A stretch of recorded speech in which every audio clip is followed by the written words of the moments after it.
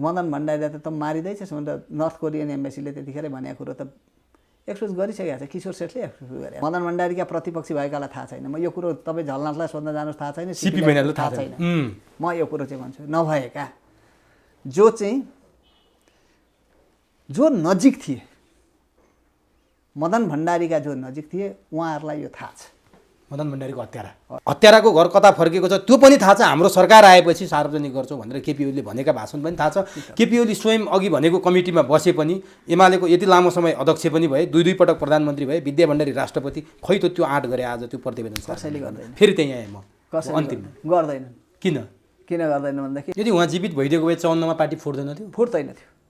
अहिले बाँकारी सन्धि पासै हुँदैन थियो, तपाईँको 54 पार्टी नै फुट्दैन थियो। केन्द्रीय कमिटीमा उहाँको विश्वास पात्र, जसले आज बहुदलीय जनवादको एकदमसँगले चाहिँ उगा चाहिँ हाई हाई मदन भन्ने मदनको फोटो राखेर हिँड्छ नि, ती कसैमाथि पनि विश्वास होइन उहाँको।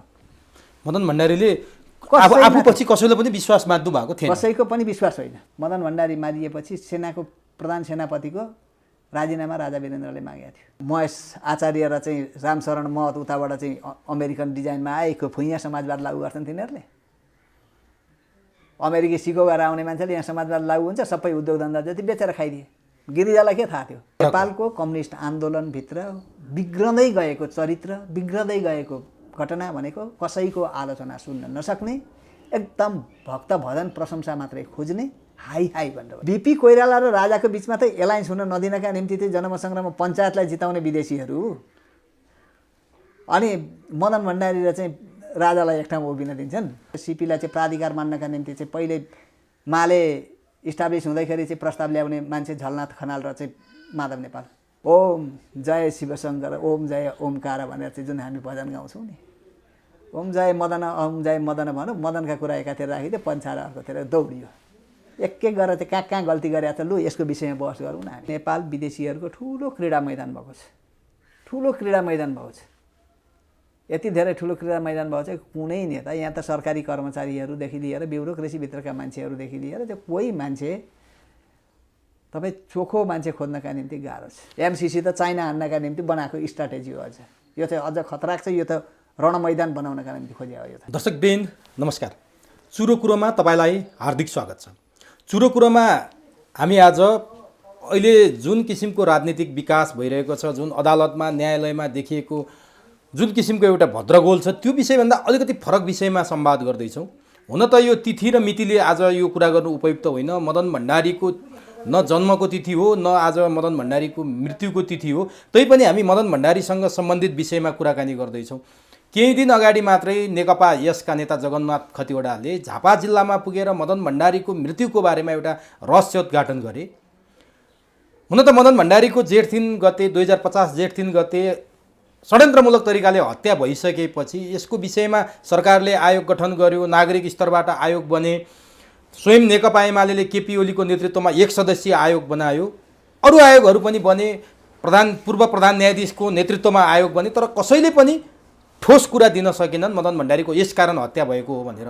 अरू कुरा छोडौँ, नेकपा एमाले भित्र केपी ओलीले 1 सदस्यीय पार्टीले बनाएको आयोगले पनि त्यो प्रतिवेदन सार्वजनिक गरेन। र यो प्रतिवेदनमाथि जगन्नाथ खतिवडाले प्रश्न उठाए कि अहिले स्वयं मदन भण्डारीको श्रीमती यो देशको राष्ट्र प्रमुख हुनुहुन्छ, उहाँको विश्वासपात्र केपी ओली यो देशको प्रधानमन्त्री पनि भइसक्नुभयो, भलै अहिले हुनुहुन्न, उहाँहरू दुवैजना सत्तामा हुँदा पनि यसको प्रतिवेदन किन सार्वजनिक भएन? केपी ओली र विद्या भण्डारीले नै मदन भण्डारी हत्या भएको प्रतिवेदन अथवा त्यो सूचना, गोप्य सूचना लुकाए भनेर जगन्नाथ खतिवडाले बोलिसकेपछि यो एउटा तरङ्गको विषय बनेको छ। र आज हामी यही विषयमा केन्द्रित भएर मुख्यतया संवाद गर्नेछौँ। त्यो पनि प्राध्यापक डाक्टर राजकुमार पोखरेल, जो नेपाली कम्युनिस्ट आन्दोलनमा विद्या वारिदी गर्नुभएको छ, त्रिवी इतिहास विभागको एचओडी हुनुहुन्छ। उहाँले दरबार हत्याकाण्ड र मदन भण्डारीको हत्याकाण्डको विषयमा विभिन्न खोजमूलक अनुसन्धान पनि गर्नुभएको छ। उहाँसँग हामी जान्ने प्रयास गर्नेछौँ। उहाँले मदन भण्डारीसँग पनि पछिल्लो मदन भण्डारीको मृत्यु हुनुभन्दा अगाडि नजिक रहेर काम पनि गर्नुभयो। उहाँसँग हामी यो जान्ने प्रयास गर्नेछौँ र सँगसँगै एमसिसी र राज संस्थाको बारेमा पनि मैले छुचुक्क छुने अनुमति चाहिँ लिएको छु। समयले साथ दिन्छ दिँदैन। सबभन्दा पहिले म प्राध्यापक डाक्टर एवं राजनीतिक विश्लेषक राजकुमार पोखरेललाई चुरो कुरोमा स्वागत गर्छु। डाक्टर साहब, तपाईँलाई चुरो कुरोमा हार्दिक स्वागत छ। अब विषय मैले अलि लामै तन्काएँ, समयले कति साथ दिन्छ डाक्टर साहब? हजुर जति समय हुन्छ त्यतिभित्र जति सम्भव हुन्छ हामी कुराकानी सम्भव हुन्छ गरौँला। त्यति गरौँ। र मैले पछिल्लो समयमा भनेको राज संस्था र एमसिसी जोड्न सकेँ भने ठिकै छ, सकेन भने पनि म अर्को पटक कुनै दिन गरौँला। मुख्यतया मदन भण्डारीमा केन्द्रित हुन्छु।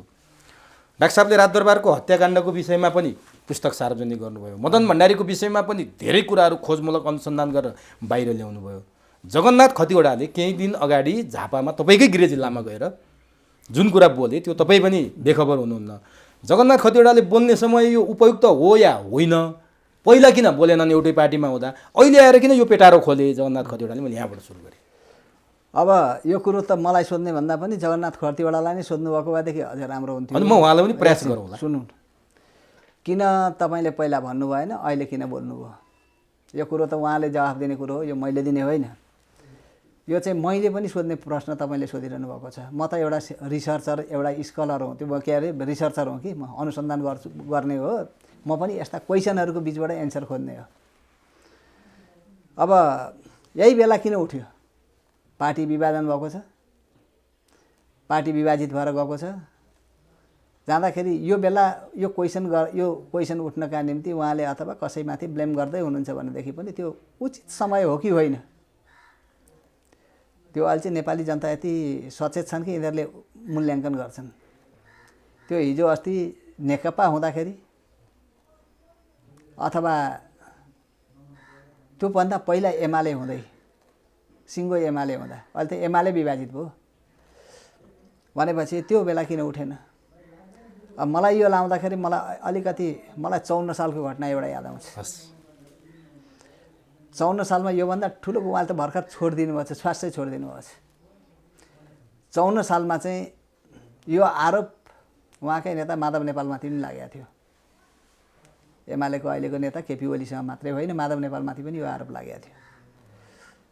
उहाँहरूको के हो भन्ने कुरोमा चाहिँ हामीले कसैको पनि जजमेन्ट गर्नु पर्यो, मूल्याङ्कन गर्नु पर्यो भने अलिक निष्पक्ष भएर गर्नुपर्छ। पार्टीका लिडरहरू बोले जस्तो चाहिँ हुँदैन। र अब खतिवडाजीले केही बुझेर भन्नुभएको होला, नबुझिकन त भन्नु भएन होला। उहाँ जतिको मान्छे पनि, अब उहाँ पनि पढे लेखेको मान्छे, शिक्षित मान्छे हो। कोही समय चाहिँ यही विश्वविद्यालय क्याम्पसको युनियनको सभापति भइसकेका विद्यार्थी भएर चाहिँ विद्यार्थी राजनीति गरेर निस्किनु भएको। नबुझिकन त बोल्नु भएन होला, केही बुझेर बोले होला। तर त्यति भन्दै पनि यो बेला चाहिँ बोल्नु पर्थ्यो, अगाडि पनि बोल्नु पर्थ्यो। कुरो यति मात्रै हो। अब मलाई लाग्छ भने योभन्दा अगाडि नै पनि बोलिदिएको भएदेखि त्यो बोलै विश्वसनीय हुन्थ्यो, एउटै स्ट्यान्डबाट हुन्थ्यो। त्यो 54 सालमा पार्टी विभाजन भएको बेलामा धारावाहिक धेरैवटा चाहिँ अब जनादेश पत्रिकामा टिएन प्रधान र अर्को रमेश प्रधानको नामबाट चाहिँ बेसरी निस्कियो। अब बेसरी प्रकाशित भयो। कुन स्रोतबाट कसरी आयो भन्ने कुराको एउटा कुरो हो। अनि त्यसको चाहिँ अब यो व्यक्ति को हो भनेर खोजी गर्न थाल्यो एमाले संस्थापन नेतृत्व। अर्को पक्षले के भन्यो भन्नुहुन्छ भने यो घटनामा जाउँ न, घटना सत्य छ कि छैन। संस्थापन भनेको त्यति बेला माधव नेपाल, केपी ओली होइन। अर्को पक्ष भनेको सिपी मैनाली, अर्को पक्ष भनेको वामदेव पक्ष होइन। खास गरेर उचाल्ने पछाड्ने कस्तो हुँदो रहेछ भन्नुहुन्छ भनेदेखि यो लेख्यो। अब विभिन्न मान्छेहरूलाई चाहिँ टिएन प्रधानको नामाकरण गरेर चाहिँ छाप्यो। त्यतिखेरको चाहिँ संस्थापन पक्षको मुखपत्र बुधबार है, बुधबारका सम्पादकहरूलाई गएर त्यतिखेरको चाहिँ खोजेर हेर्नु भन्दै थाहा हुन्छ। त्यहाँ थुप्रै मान्छेहरूको चाहिँ नाम निकालेको छ। यो हो कि कहिले चाहिँ हाम्रो डिआर रेग्मीको छोरा मदन रेग्मी पनि कहिले पुगे, कहिले कसलाई भनेर भनिएको छ, कहिले कसलाई भनिएको छ। यस्ता कुराहरू थुप्रै नामहरू आए। भरे त्यो नाम लेख्ने मान्छेको नाममा कहाँ गएर चुक्यो भनेर भन्नुहुन्छ भनेदेखि एकजना वामदेवसँग साह्रै नजिक भएका मान्छे त्यतिखेर गुणराज लुइटेल होला कि लोहनी यस्तै नाम छ है। म यो किनभने गुणराज लोहनी त पत्रकारै हुनुभयो क्यारे। एकजना थिए निष्कर्ष लुइटेल पत्रकार हुनुभयो। गुणराज लुइटेल होला जस्तो लाग्छ मलाई, वामदेवजीसँग चाहिँ नजिक भएको मान्छे। अनि त्यहाँ चाहिँ गुणराज लुइटेलले सम्पादन गर्ने पत्रिका निष्कर्ष। अब निष्कर्षमा आयो दुईटा कुरा आएछ। त्यतिखेर चाहिँ अब टिएन प्रधान भनेर चाहिँ अगाडि एउटा फोटो राखिकन चाहिँ एउटा समाचार आयो। भरे त्यो फोटो रहेछ भारतीय पत्रकार कुलदीप नैयरको।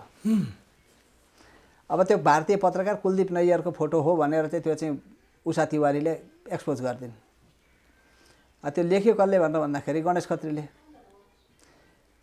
अब गणेश खत्री आफैमा रहस्यमय मान्छे थिए त्यतिखेर, बिचरा उनी मरेर गए। उनी अलिक देशभक्त टाइपको चाहिँ मान्छे चाहिँ हो, तर अलिक केटाकेटी स्वभावको। गरौँ केही नयाँ गरौँ भन्ने चाहिँ अलिक रहस्यमय। कहिले आफूलाई मलाई कसैले अपहरण गर्यो भनेर सूचना गर्थे, कहिले के गर्थे होइन, यस्तो खालको चाहिँ रहस्य चाहिँ उनमा थियो। पछि कहिलेकाहीँ चाहिँ उनी आर्मीको कारिन्दा भएर पनि बसे। मैले थाहा पाउँदाखेरि झाँपैमा पनि आर्मी ब्यारेकमा सामान्य ठाकठुक टुटु के अब उनी अलिक टेक्निसियन टाइपका मान्छे। पत्रकारिता गरेर बसे। पछि निमकान्त पाण्डेको जनधारणामा उनी काम गर्दै थिए। त्यतिखेर चाहिँ बिचरा मर्दाखेरि वीर हस्पिटलमा चाहिँ एकजना मात्रै थियो, उनी कोही थिएन। अहिले उनको मलामी जाने मान्छे पनि थिएन। त्यो अवस्थामा गए। तर अब तिनै मान्छेलाई कोही समयमा मोदनाथ प्रसिद्धले शिक्षा मन्त्री भएको बेलामा नास्टमा ल्याएर चाहिँ जागिर खाऊ भनेर जागिर लगाइदिएको थियो। केही गरोस् यो अब अलिक टेक्निसियन टाइपको मान्छे। उनका सबल पक्ष र दुर्बल पक्ष दुइटै भन्नुपर्छ हामीले भन्दाखेरि पनि। उनका सबल पक्ष थिए, केही राम्रा पक्ष थिए। दुर्बल पक्ष के भन्दाखेरि झुटो कुरालाई ल्याएर विवरणमा छापिदिए। त्यो एक्सपोज भइसके पछाडि अब एक अर्थ भने नि भागारे भाग गुणराज लोहनीले तुरुन्तै छोडेर उता केपी ओलीकोमा गए। केपी ओली गुणराज लुइटेल चाहिँ स्वाट्टै सालले केपी ओलीको क्याम्पमा पुग्यो भने हुँदाहुँदै तिनी अब अहिले त कतातिर गएका छन् थाहा छैन, अमेरिकातिर कता छिरेका छन् क्यारे।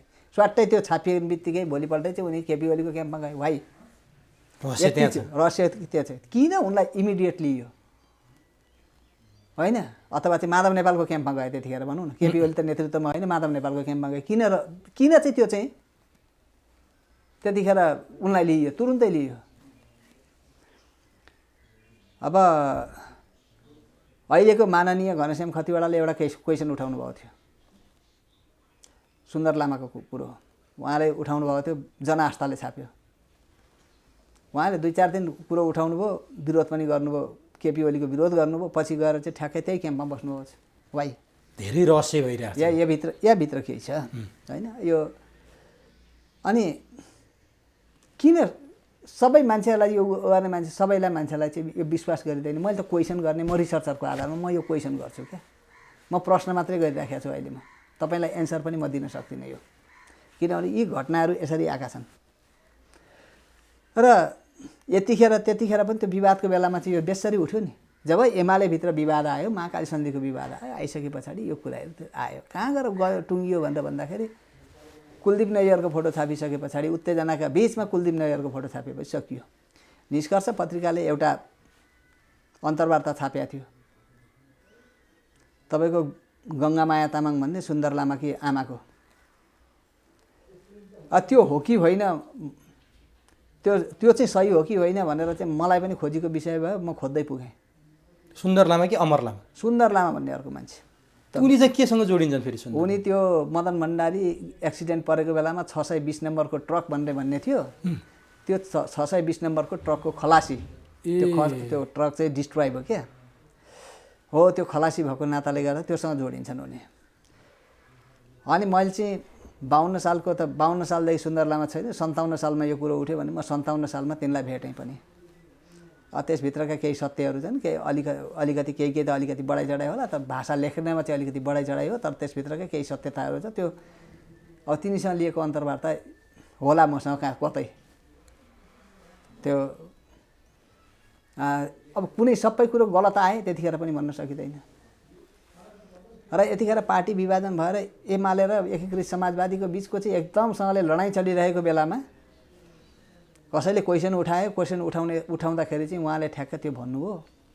यो कुन क्लाइमेक्ससँग जान्छ त्यो त थाहा छैन, भोलि उहाँले जवाफ दिनु होला। तर खण्डन न अर्को पक्षले गरेको छ, उहाँले जल आरोप लाउनु भएको छ, न त्यसपछि विषयवस्तु अगाडि बढेको छ। खण्डन नगर्दाखेरि के हुन्छ भनेर भन्नुहुन्छ भने, खण्डन नगर्दाखेरि कहिलेकाहीँ चाहिँ के हुन्छ भने साइलेन्ट बसेर चाहिँ यो यसभित्रको अरू कुरा थाहा पाउनका लागि पनि खण्डन गरिँदैन है, अरू कुरा आओस् भनेरका निम्ति। अब कहिलेकाहीँ चाहिँ के हुन्छ भने खण्डन नगरी बस्दाखेरि चाहिँ यो कुराको खण्डन भएन भने यसमा सत्यता होला भन्छ होइन। रिसर्चरहरूले त त्यसरी पनि भन्छन्। तर हाम्रो चाहिँ अब नेताहरूको बोली समय कुन हो भनेर चाहिँ हामीले चाहिँ त्यो चाहिँ परिवेश फेनोमेनासँग जोड्नु भन्छ क्या अनुसन्धानमा, परिवेशसँग जोड्नु। यही कुरो पार्टी विभाजन हुनुभन्दा अगाडि आएको भएदेखि यसको वेट र भ्यालु अर्को हुन्थ्यो, अथवा अलिक पछि आएको भए पनि एउटा कुरो हुन्थ्यो होला।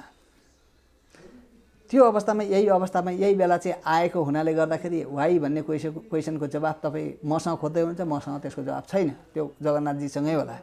किनभने अगाडिका घटना हामीले त हेर्दाखेरि अगाडिका घटनाहरूलाई लिएर हेर्ने, अब अगाडिका घटनालाई लिएर हेर्नुपर्ने भएको हुनाले अगाडिका घटनाहरूमा चाहिँ योभन्दा धेरै ठुलो विवाद उठ्यो, आएको छ। धेरै कुराहरू चाहिँ अगाडि आएका छन्। अब तपाईँसँग अर्को कुरो चाहिँ के भन्नुहुन्छ भनेदेखि केही इन्फर्मेसनहरू चुइएका छन्। जुन कुराहरू त्यो चुइएका इन्फर्मेसनहरू पनि अहिले बाहिर आएका छैनन्। कहाँ चुए त ती? चुइएका छन् तर बाहिर आएका छैनन्, बाहिर त्यसरी फुत्तै प्रकाशनमा आएका छैनन्, पब्लिकली चुइएका छैनन् होइन। अब कसैसँगको तपाईँले लिए जस्तै कसैसँग अन्तर्वार्ता लिँदाखेरि काहीँ चुइएका होलान् अथवा कुनै डकुमेन्ट्समा चुइएका होलान्। कस्तो हुँदो रहेछ यो त भन्नुहुन्छ भनेदेखि अब चे गुएभरा मारिए उहिले, उनी मारिएको कति वर्ष पोहोर मात्रै, उसलाई मार्ने मान्छे चाहिँ अब 91-92 वर्षको भएछन्। उनी चाहिँ उनले चे गुएभराको सम्झनामा एउटा आर्टिकल लेखेका थिए कि मार्नेले, सिआइएका एकजना बोसले चाहिँ लेखेका थिए त्यहाँ। म त्यो आर्टिकल हेरेँ, अनलाइनमा हेरेँ। अनि त्यो आर्टिकल हेरिसके पछाडिका मान्छेलाई मर्ने बेला भयो, उनको त मर्ने बेला भयो नि त अब त। अनि चे गुएभराको प्रशंसा गरेर लेखेका थियो त्यहाँ। आउला कुनै समय मदन भण्डारीलाई मार्नेले पनि पहिलो बेला चाहिँ भन्ला, लेख्ला। तपाईँको त त्यो बेला त के थियो भनेदेखि गोपाल पी जोगाईले चाहिँ एउटा अदालतमा मुद्दै हालेका थिए 52-53 सालतिर, 54 सालतिर। उनले चाहिँ राजेन्द्र खेतानको नाम जोडेर चाहिँ हालेका थियो। राजेन्द्र खेतानबाट चाहिँ उनले सुरक्षाका निम्ति पुलिसलाई उजुरी पनि गरे होइन। जोडिन त कहाँ कोसँग जोडिन्छ। अब त्यो गोपाल पी जोगाईले हालेको मुद्दाको उजुरीको चाहिँ सायद फोटोकपी काहीँ मसँग पनि होला, अहिले पनि सुरक्षित होला। त्यो त मैले कहिलेकाहीँ यसो पाइयो भने सार्वजनिक गरिदिउँ न। यसो हो, मैले मेरो थेसिसको चाहिँ एपेन्डिक्समा राखेको छु त्यो। भनेपछि खोज्दै भने भेटिन्छ। तपाईँको अमर लामालाई कसले युज गर्यो? मैले चाहिँ त्यो पछि भेरिफाई गरेँ, मैले त्यो थेसिसमा राखेँ। तपाईँलाई यो पनि भनिरहेको होला, अमर लामालाई चाहिँ कुनै स्पाई आइडेन्टिटी कार्डको चाहिँ भेरिफाई पनि कसैले दियो मलाई।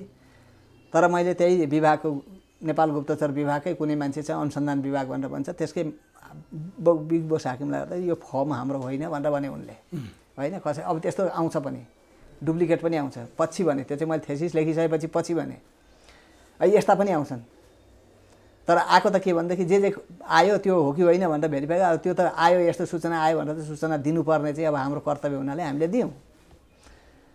अब अमर लामालाई कसले चलाइराखेका थियो आउँछ त्यो। अमर लामालाई कसले मार्यो, यी क्वेसनहरू छन्। धेरै कुराहरू छन् नि त। अमर लामालाई कसले मार्यो, किन मार्यो। तर अहिले बजारमा छ्याप त्यो त माओवादीले मार्यो, माओवादी प्रयोग भयो। अब कतिपयले त नामै तोकेर विद्या भण्डारीको घरमा मिटिङै भयो त्यति बेला भनेर नि बोल्न थालिसकेका भिडियोहरू पनि भेटिन्छ। अब त्यो बोल्ने कुरो चाहिँ त एउटा कुरो हो, त्यसको अब त्यो प्रमाण पुर्याउनेका लागि चाहिँ गाह्रो छ। त्यसमा के कुराहरू छन् बाहिर, के कुराहरू चाहिँ म अघि नै भनिसकेँ, सूचना चुइएका छन् तर पब्लिक गएका छैनन्। पब्लिक नगइसकेको त्यसको चाहिँ ठ्याक्कै प्रतिक्रिया नआइसकेको कुराहरूलाई हामीले जस्तो मान्छेहरूले अहिले नै बोलिहाल्नु हुँदैन हो कि। त्यसलाई चाहिँ रेकर्ड गरेर राख्ने हो। अब आवश्यकता अप्ठ्यारो पर्दाखेरि कुनै बेला चुइएला नि त्यो जावा। अझै त्यो खोल्ने बेला भएको छैन, अझै खोल्ने बेला भएको छैन केही कुराहरूमा चाहिँ। अनि किन भन्दा भेरिफाई गर्नु पर्यो नि त अलिकति। भेरिफाई नगरिकन हामीले बोलिहाल्नु हुँदैन, पुष्टि हुनु पर्यो। अब यस्ता थुप्रै कुराहरू छन्। जे होस्, एउटा कुरो चाहिँ के हो भनेर भन्दाखेरि घर नफुटिकन शत्रुले बाह्य छिमेकी अरू कसैले खुचिङ बचाउँदैन। घर फुटिसके पछाडि त्यसलाई फुटाउनका निम्ति लाग्छ। केही कुरो कमजोरी भइसकेपछि त्यो कमजोरीमा टेक्ने हो। त्यो घरभित्रबाट काहीँ क्ल्यु भइसके पछाडि, घरभित्रको कुनै किसिमको चाहिँ तलमाथि केही भइसके पछाडि त्यसका सूचनाहरू बाहिर जान्छन्। अब त्यो सूचना उगरिसके पछाडि शत्रुलाई एट्याक गर्नका निम्ति सजिलो हुन्छ।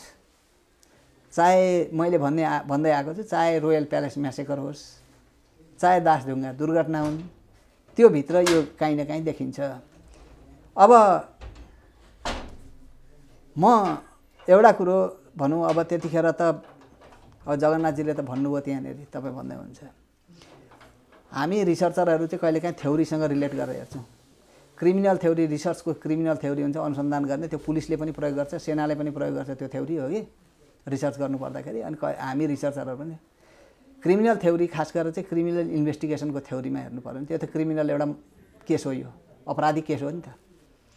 के भन्छ भनेर भन्दाखेरि यदि कुनै कुराहरूलाई पछिसम्म पनि त्यसलाई अनुसन्धान गर्न बाँकी छ भन्ने लाग्यो भने त्यसको ओरिजिनालिटी, त्यसको मौलिकतालाई चाहिँ भत्काउन दिनु हुँदैन र अनुसन्धान गर्न सकिन्छ। मौलिकता भत्कियो भने त्यसमा अनुसन्धान हुँदैन भन्छ क्या। संसारले त बुझेको त्यो कुरो छ र म पनि त्यसमा विश्वास गर्छु। यो दासढुङ्गामा पार्क कसले बनायो, त्यो ठाउँ किन भत्काइयो, मेरो क्वेसन। मदन भण्डारी चढेको गाडी बनाएर चढ्न भनेर ग्यारेजमा कसले लग्यो? यो यसले लग्यो भनेर त मलाई पनि थाहा छैन। पार्क कसले बनायो मलाई थाहा छैन। पार्टीले बनायो होला नि। सुन्नुहोस् न, पार्टीले बनायो भनेदेखि पार्टीमा लिडरसिप त्यतिखेर को थियो? माधव नेपाल। लिडरसिपभित्र को थियो एउटा कुरो, को थिए, कसको सहमतिमा बनाएको छ त्यो? म एकजना व्यक्ति मात्रै नकेटौँ न, त्यहाँ एकजना व्यक्ति मात्रै नकेटौँ, को थिए? क्रिमिनल थ्योरीले त त्यो हिसाबले भन्ने हो भने त्यो ठाउँमा चाहिँ फेरि पनि अनुसन्धान गर्ने ठाउँ मेटियो। दासढुङ्गा हत्याकाण्डका 3वटा आयोग बने हो। एउटा केपी शर्मा ओलीको आयोग, त्यो पार्टीले बनायो। एउटा पद्मरत्न तुलाधरको आयोग, नागरिक उसको चाहिँ एउटा आयोग। अर्को त्रिलोक प्रताप राणाको आयोग। अनिल आयोग अर्को पनि बन्यो। अनिल आयोग सरकारले बनायो। अनि त्यस पछाडि बनेको भनेको त्रिलोक प्रताप राणाको आयोग। अब यो आयोग बन्दाखेरि केपी ओलीको आयोगको प्रतिवेदन कहाँ छ मलाई थाहा छैन। महत्त्वपूर्ण क्वेसन मार्क नै यहीँनिर एकछिन कहाँ छ यो मलाई थाहा छैन। यदि उहाँको आफ्नो किसिमले पार्टीले बनाएको हो नि, यदि उहाँको आफ्नै किसिमले मात्रै, म फेरि यो अर्थमा केपी ओली एकदम चाहिँ अपराधी भनेर म भन्दिनँ है। त्यहाँ त्यति मात्र उहाँ मात्रै अपराधी हो भनेर चाहिँ म भन्दिनँ, अपराधी भनेर भन्दिनँ म। त्यसरी यो अर्थ नलागोस्। उहाँलाई त आदेश दिएर नै आयोग बनाएको हो। आयोग आदेश कसले दियो? महासचिव माधव नेपाल होइन, त्यो व्यक्तिले मान्न जानुहोस् न, पार्टीले बनायो। पार्टीमा कसले गर्यो त? को थियो पार्टीमा? कुरो त्यति आउँछ। जिम्मेवार को हुन्? हैसियतको हिसाबले माधव नेपालको सबभन्दा बढी पोजिसन होला, त्यसदेखि पछाडि अरू को आउँछन् हो। अब दोस्रो कुरो चाहिँ त्यो प्रतिवेदन किन बाहिर नआउँदाखेरि उहाँमाथि किन एक्सन भएन? एक क्वेसन यहाँ पनि आउँछ। आउनु पऱ्यो नि त। दिएको जिम्मेवारी पुरा नगरेपछि त अहिले केपी ओलीले भनिदिनु भयो नि भीमरावलाई, अब तिमीलाई चाहिँ आयोगमा चाहिँ बनाएर राखिदिएको, त्यो उसमा चाहिँ समितिमा बनाएर राखिदिएको, अब तिमीले राजीनामा दिएर छोडेर हिँड्यौ, त्यसको औचित्य के? तिमीलाई के गर्छौ? होइन, माधव नेपालले त्यतिखेर किन नभने यो कुरो? उहाँलाई त्यही शब्द किन नभने? भीमरावलाई जसरी भीमरावले विद्रोह गरे नि अहिले राजीनामा दिएर, केपी ओलीले विद्रोह गर्न सक्नु पर्थ्यो नि त्यति बेला। सुन्नुहोस् न, यहाँ त्यो त भन्न पनि सक्नु पऱ्यो नि त। भीमरावले विद्रोह गरे भने त्यो भन्न सक्नु पऱ्यो नि त। केपी ओलीलाई पनि भन्न सक्नु परेन? यो किन चाहिँ सार्वजनिक भएन? किन भएन? सार्वजनिक गर्नका लागि पो गरेको थियो, त्यो किन नगरे भनेर त भन्नु सक्नुपर्छ, पर्दैन? अथवा सार्वजनिक गरेन भने त कसले को जिम्मेवारी? को पार्टी हो? नगर्दाखेरि त सिङ्गो पार्टी जिम्मेवार हो कि होइन? एक पद्मरत्न तुलाधर आयोगको प्रतिवेदन प्रकाशित भयो, किताबको रूपमा बाँडियो। यदि मेरो घरमा यो तपाईँ क्यामेरा लिएर जानुहुन्थ्यो भनेदेखि चाहिँ मेरो घरमा भन्थ्यो भने म देखाइदिन्थेँ यहाँनिर चाहिँ, होइन, एकछिनका निम्ति। अहिले एकजना मित्रले फोटोकपी गरेर लिएर जानुभएछ, त्यो त्यतिखेर पाइँदैन भन्थ्यो। एकजना मित्रले हिजो मात्रै मसँग फोटोकपी गरेर लिएर जानुभएछ तुलाधर आयोगको प्रतिवेदन। अब अनिल आयोगको प्रतिवेदन सार्वजनिक छ। त्यही सार्वजनिक गरिसकेपछि त केपी ओलीको बन्यो नि फेरि, होइन र? जुन कुरा नमाने त्यो चाहिँ अहिले त्यतिखेर सार्वजनिक थिएन। त्यतिखेर चाहिँ सरकारलाई बुझाएको मात्रै थियो। सरकारलाई बुझाउँदाखेरि सीमित उसले मात्रै बुझ्यो, होइन? सार्वजनिक छ अहिले त, सार्वजनिक गरिएको छ। अब अर्को आयो धौबडेल आयो के अरे यो राणा आएको प्रतिवेदन हर्षनारायण धौबडेल त्यतिखेर त धेरै प्रमाणहरू नष्ट भइसकेका थिए त्यो आयोग भन्दाखेरि धेरै प्रमाणहरू नष्ट भइसकेको थियो केही बाँकी थियो के गरौँ भनेर सोद्धाखेरि हो जेजुकै होस् अहिले त्यसलाई चुपचाप छोडिदिनु भनेर चाहिँ भनियो त्यो भने कसले यो कसले भन्यो अब धौबडेले चुपचाप भनेर भन्यो अब मैले अब नाम चाहिँ नभनौँ भनेर भन्नुभयो उहाँले पनि उहाँ त मरेर गइसक्नु पनि होइन कसले भन्यो त भनेर चाहिँ सोद्धाखेरि होइन यो नाम चाहिँ नभनौँ अहिले भनेर भन्नुभयो उहाँले भन्यो त कसले जिम्मेवारले भन्यो होला त्यो जिम्मेवार को त्यो थाहा म गरिदिनु पऱ्यो त्यो भन्ने मान्छेले म है म भनेर भनिदिनु पऱ्यो यति नै हो इमान्दारीपूर्वक देखाउने हो भने त भनेपछि यस्ता कुराहरू त छन् अर्को कुरो दोस्रो कुरो मदन भण्डारीले त मारिँदैछस् भनेर नर्थ कोरियन एम्बेसीले त्यतिखेर भनेको कुरो त एक्सपोज गरिसकेको छ किशोर सेठले एक्सपोज गरेको छ म भन्दिनँ तपाईँले नि पटक पटक अन्तर्वार्तामा बोल्नु भएको छ होइन त्यो कुरो सत्य पनि हो कमान्डो तालिम लिन पठाउने भने सत्य पनि हो विरोध कसले गरे पार्टीभित्रबाट खोजी गर्दा भइहाल्यो नि यदि साँच्चै रूपमा खोजी गर्ने हो भने सत्य रूपमा खोजी गर्ने हो भने त्यो हिसाबमा के थियो भन्नुहुन्छ भने मदन भण्डारीको डेथ स्वाभाविक पनि होइन तपाईँको साधारण सिम्पल एक्सिडेन्ट पनि होइन मैले त बारम्बार भनेको छु यो चाहिँ विदेशीहरू समेत लागेर विदेशीहरूले समेत यहाँभित्र प्रयोग गरेर शक्तिको प्रयोग गरे पैसाको प्रयोग गरे सारा शक्ति प्रयोग गरेर चाहिँ सत्ताको पनि दुरुपयोग भयो त्यतिखेर मैले त त्यो दरबार हत्याकाण्ड लेख्ने बेलामा चाहिँ एउटा त्यो त्यसको प्लटिङ चाहिँ भक्तपुरमा बनिएको थियो भन्ने कुरो त्यो सूचना पाएँ मैले त्यहाँ उसलाई राजा वीरेन्द्रको वंश विनाश गर्ने भने भक्तपुर त्यो पनि भक्तपुर यस्तो ठाउँ र चाहिँ स्याडो त्यहाँ कसैले आँखा देख्दैनन् त्यो त्यति बेलाको अमेरिकी राजदूतको बारेमा पनि तपाईँले त्यहाँ मैले बारम्बार भनेको छु किन भन्दाखेरि टुँडिखेलबाट त मदन भण्डारीले ललकारेको हो त्यो जुलिया चाङ ब्लक तिमी यसो गर्छौ भेट्न चाहिँ सेक्रेटरीलाई पठाउँदाखेरि नभेटिकन मैले तिमी आफ्नो दृष्टिकोण चेन्ज गरेर आऊ अनि मलाई भेट भनेर चाहिँ भने हो नि त मदन भण्डारीले त त्यो बदला पनि बदला त हो नि हुनुपर्छ होइन हो तर को विरोध गर्ने अहिले विरोध कसले गर्ने त्यसको हो यहीँनिर छ नि डाक्टर साहब जस्तो केपी ओली अरूको प्रतिवेदन छोडौँ अहिले अरूको आयोगको कुरा छोडौँ अहिले केपी ओलीको एकल कमिटी बनेको थियो नि जुन त्यो कमिटीले त पक्कै न पक्कै नजिक त पुगेको छ त्यो हत्याराको त्यो सुन्नुहोस् न त्यो प्रतिवेदन किन सार्वजनिक भएन भनेर मात्रै पनि जगन्नाथजीले त्यही बेला किन क्वेसन उठाउनु भएन उहाँ त पोजिसनमै हुनुहुन्थ्यो नि त त्यतिखेर पनि मुभ गर्ने ठाउँमा हुनुहुन्थ्यो सङ्गठनमा हुनुहुन्थ्यो त्यस पछाडि त उहाँ त सांसद पनि हुनुभयो नि होइन र हो जिम्मेवारीताको कुरो एउटा कुरो त्यो सांसद पनि हुनुभयो भने त उहाँले क्वेसन किन उठाउनु भएन अथवा उहाँसँग रहेका मान्छेहरूले किन क्वेसन उठाइरहेका छन् यही विषयमा माधव नेपालजी किन बोल्नुहुन्न म क्वेसन यहाँ गरेर गर्दैछु त्यो एक साइड एउटा कुरो चाहिँ के हो भने उहाँले क्वेसन उठाउनु भयो अरूलाई सजिलो भएको छ बोल्दिन सजिलो भएको छ त्यो चाहिँ हो सत्य हो है फेरि होइन उहाँले क्वेसन जे उठाउनु भयो त्यो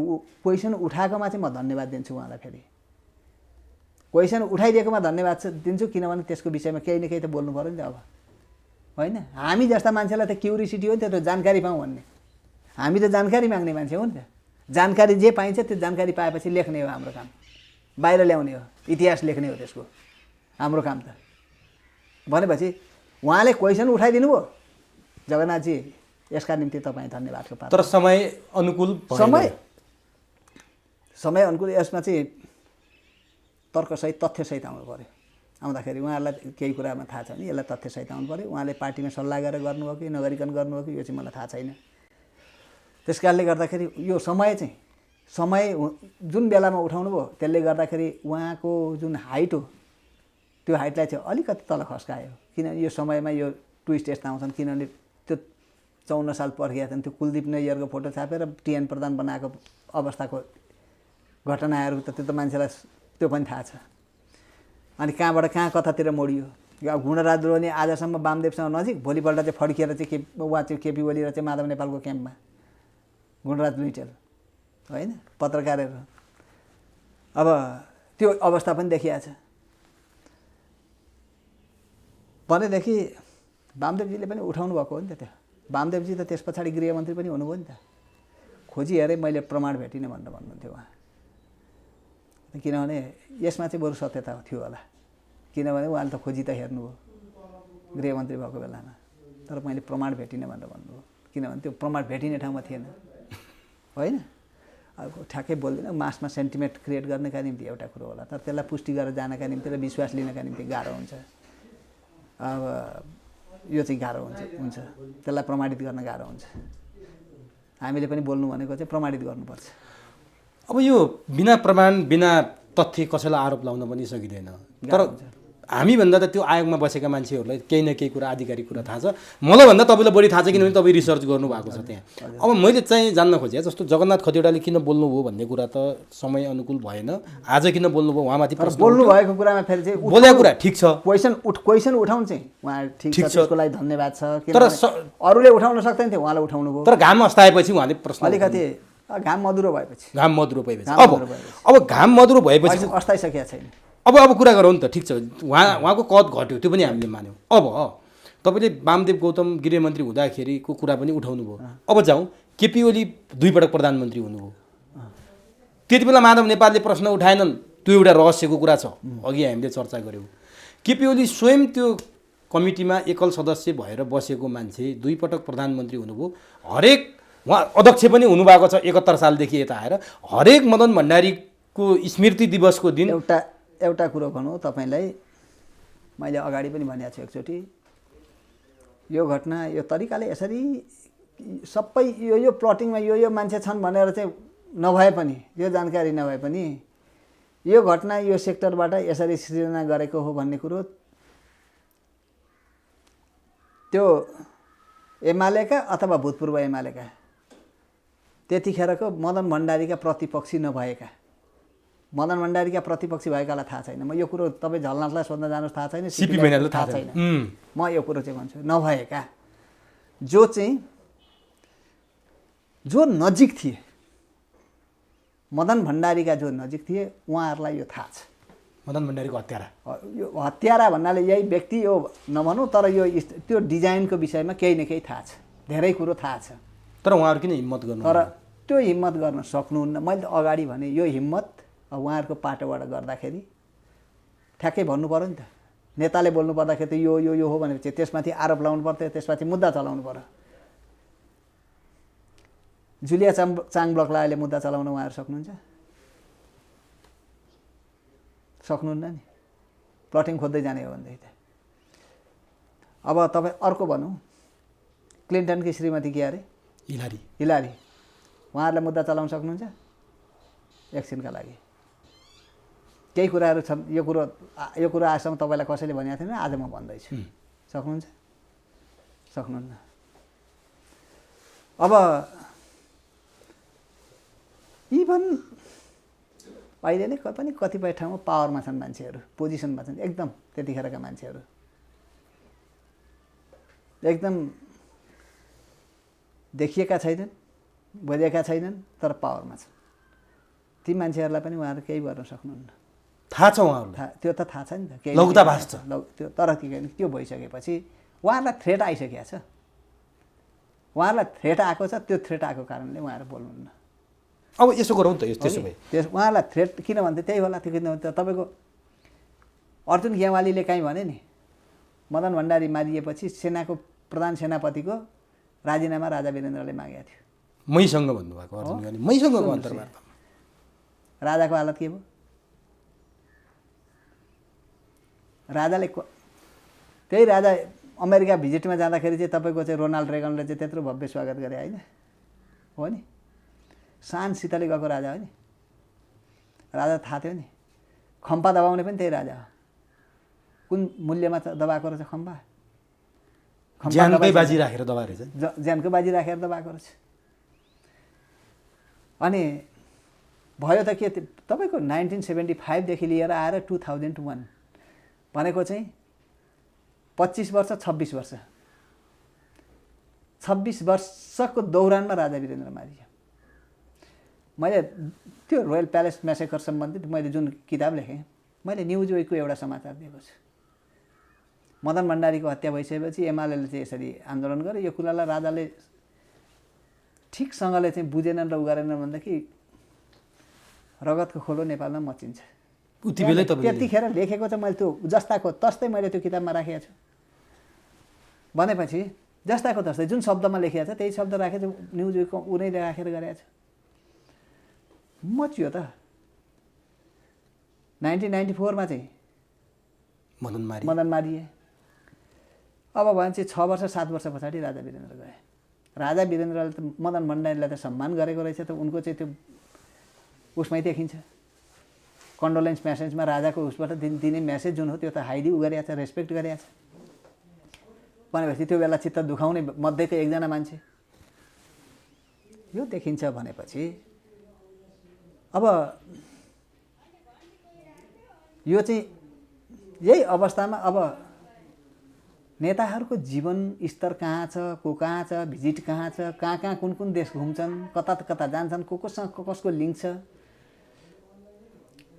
अहिलेको दुनियाँमा यसको पिछा नगर्ने, यसको सूचना नपाउने कोही छैन, कोही पनि छैन। तर हिम्मत छैन। होइन सुन्नुहोस् न, यहाँ त्यसको सूचना नपाउने कोही छैन। अब मरौँ भन्ने अथवा मरिसके पछाडि पनि नेताहरू मरिसकेपछि कसैले लेख्ला, अथवा मरौँ भन्ने कसैले लाग्छ भने लेख्छन्। त्यो हिम्मत छ। त्यो हिम्मत कतिपय सूचनाहरू आउँछन्, म पनि गर्न सक्दिनँ अहिले तपाईँलाई यो भनौँ। हेर्नुहोस् यहाँ त्यो त्यति सजिलो छैन। अब म तपाईँलाई यति भन्छु, मदन भण्डारीको 5औं महाधिवेशन सकिएपछि न्युज विकले हाइली प्रशंसा गरेर चाहिँ तपाईँको पहिलो चुनाव जित्ने बित्तिकै काठमाडौँबाट चाहिँ 1 नम्बर जेबाट जित्ने बित्तिकै कृष्णप्रसाद भट्टराईलाई हाइली एकदमसँगले चाहिँ प्रेज गरेर चाहिँ मदन भण्डारीलाई चाहिँ अन्तर्वार्ता पनि छाप्यो, लेख्यो पनि न्युज विकले। हेर्नुहोस् है, यहाँ हाइली प्रेज गरे हो नि त्यो त अन्तर्वार्ता उहाँले दिनुभयो पनि। अब जाने बाटो हाम्रो कता हो भनेर चाहिँ न्युज विकले अन्तर्वार्ता दिएको छ। त्यो अन्तर्वार्ता नेपालको सांस्कृतिक पक्षसँग, नेपालको आर्थिक पक्षसँग, नेपालको राजनैतिक पाटोसँग त्यो जोडिएर आएको छ, हो कि? त्यसभित्रका सकारात्मक नकारात्मक पाटोको विषयमा अहिले यस विषयमा मोटिभेट गर्दिनँ। तर त्यो अन्तर्वार्तालाई उनीहरूले कसरी बुझे भन्ने कुरो न हो, हामीले कसरी बुझ्यौँ भन्ने होइन, उनीहरूले कसरी बुझे। यहाँ त कहिल्यै पनि पेट्रोटिक फोर्स र चाहिँ डेमोक्रेटिक फोर्सहरूलाई चाहिँ लेफ्ट फोर्सहरूलाई चाहिँ एक ठाउँमा आउन नदिने राजनीति सुरुदेखि भयो। आउने भयो, अब यसरी आउने हो भनेपछि भयो।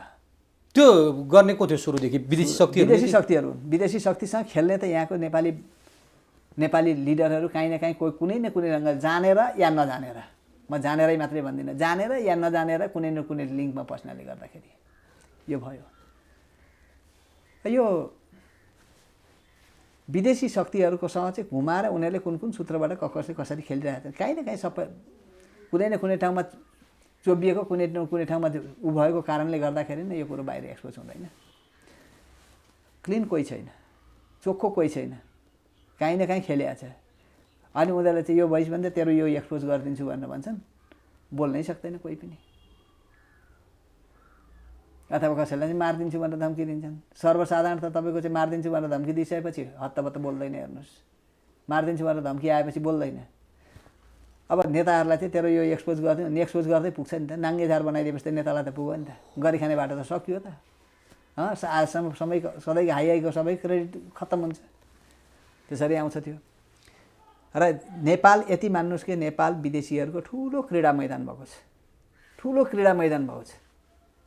यति धेरै ठुलो क्रीडा मैदान भएको चाहिँ कुनै नेता, यहाँ त सरकारी कर्मचारीहरूदेखि लिएर ब्युरोक्रेसीभित्रका मान्छेहरूदेखि लिएर चाहिँ कोही मान्छे तपाईँ चोखो मान्छे खोज्नका निम्ति गाह्रो छ। अब मान्छेहरूलाई छ नि, नेता भन्दा बित्तिकै विदेशी दलाल भनेर एक प्रकारले दिमागमा सेटअप भइसकेको छ सर्वसाधारण जनतालाई। त्यो होस् विदेशी दलाल अथवा नहोस्, नेताको परिचय नै नेपाली समाजमा त्यसरी चाहिँ किन बस्यो होला? आज के गरेर नेता? एउटा कुरो, एकजना मेरा आफन्त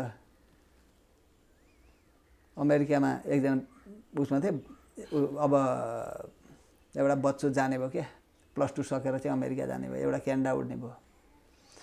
ए बाबु तिमी यहाँ किन यहीँ बसेर गर्दा नि त हुन्छ होला नि भनेर के भने एउटै शब्द हुन्छ अब त्यो, यो नेताले बिगारेको मुलुकमा किन बस्नु भनेर भने। मुलुक कसले बिगारेको छ, उसको दिमागमा के भुटियो? नेता त भिलेन भयो नि त, नकारात्मक होइन, खलनायकै नेताले बिगारेको मुलुकमा किन बस्नु भनेर भन्यो। अन्ततिर नेता कुनै बिग्रियो केही गर्यो भनेदेखि पहिला उसको एक्सपर्ट, उसको चाहिँ उसलाई गाइड गर्ने मान्छे जुन विज्ञ भनेर भनिएको छ नि, त्यो विज्ञ आरोपित हुन्छ, त्यो विज्ञमाथि कारबाही हुन्छ। तर हाम्रो चाहिँ नेताहरूले के बुझेका छन् भनेर भन्दाखेरि यो विज्ञ भनेको यो तलब खाने मात्रै हो। अनि उसले त खण्डन गरे, आलोचना गर्यो भनेदेखि त नेतालाई पत्तै अब त्यो उसमा चाहिँ हाई हाई गरिदिने मान्छे चाहिन्छ, एकदम बेकअप ताली पिटिदिने मान्छे चाहिन्छ।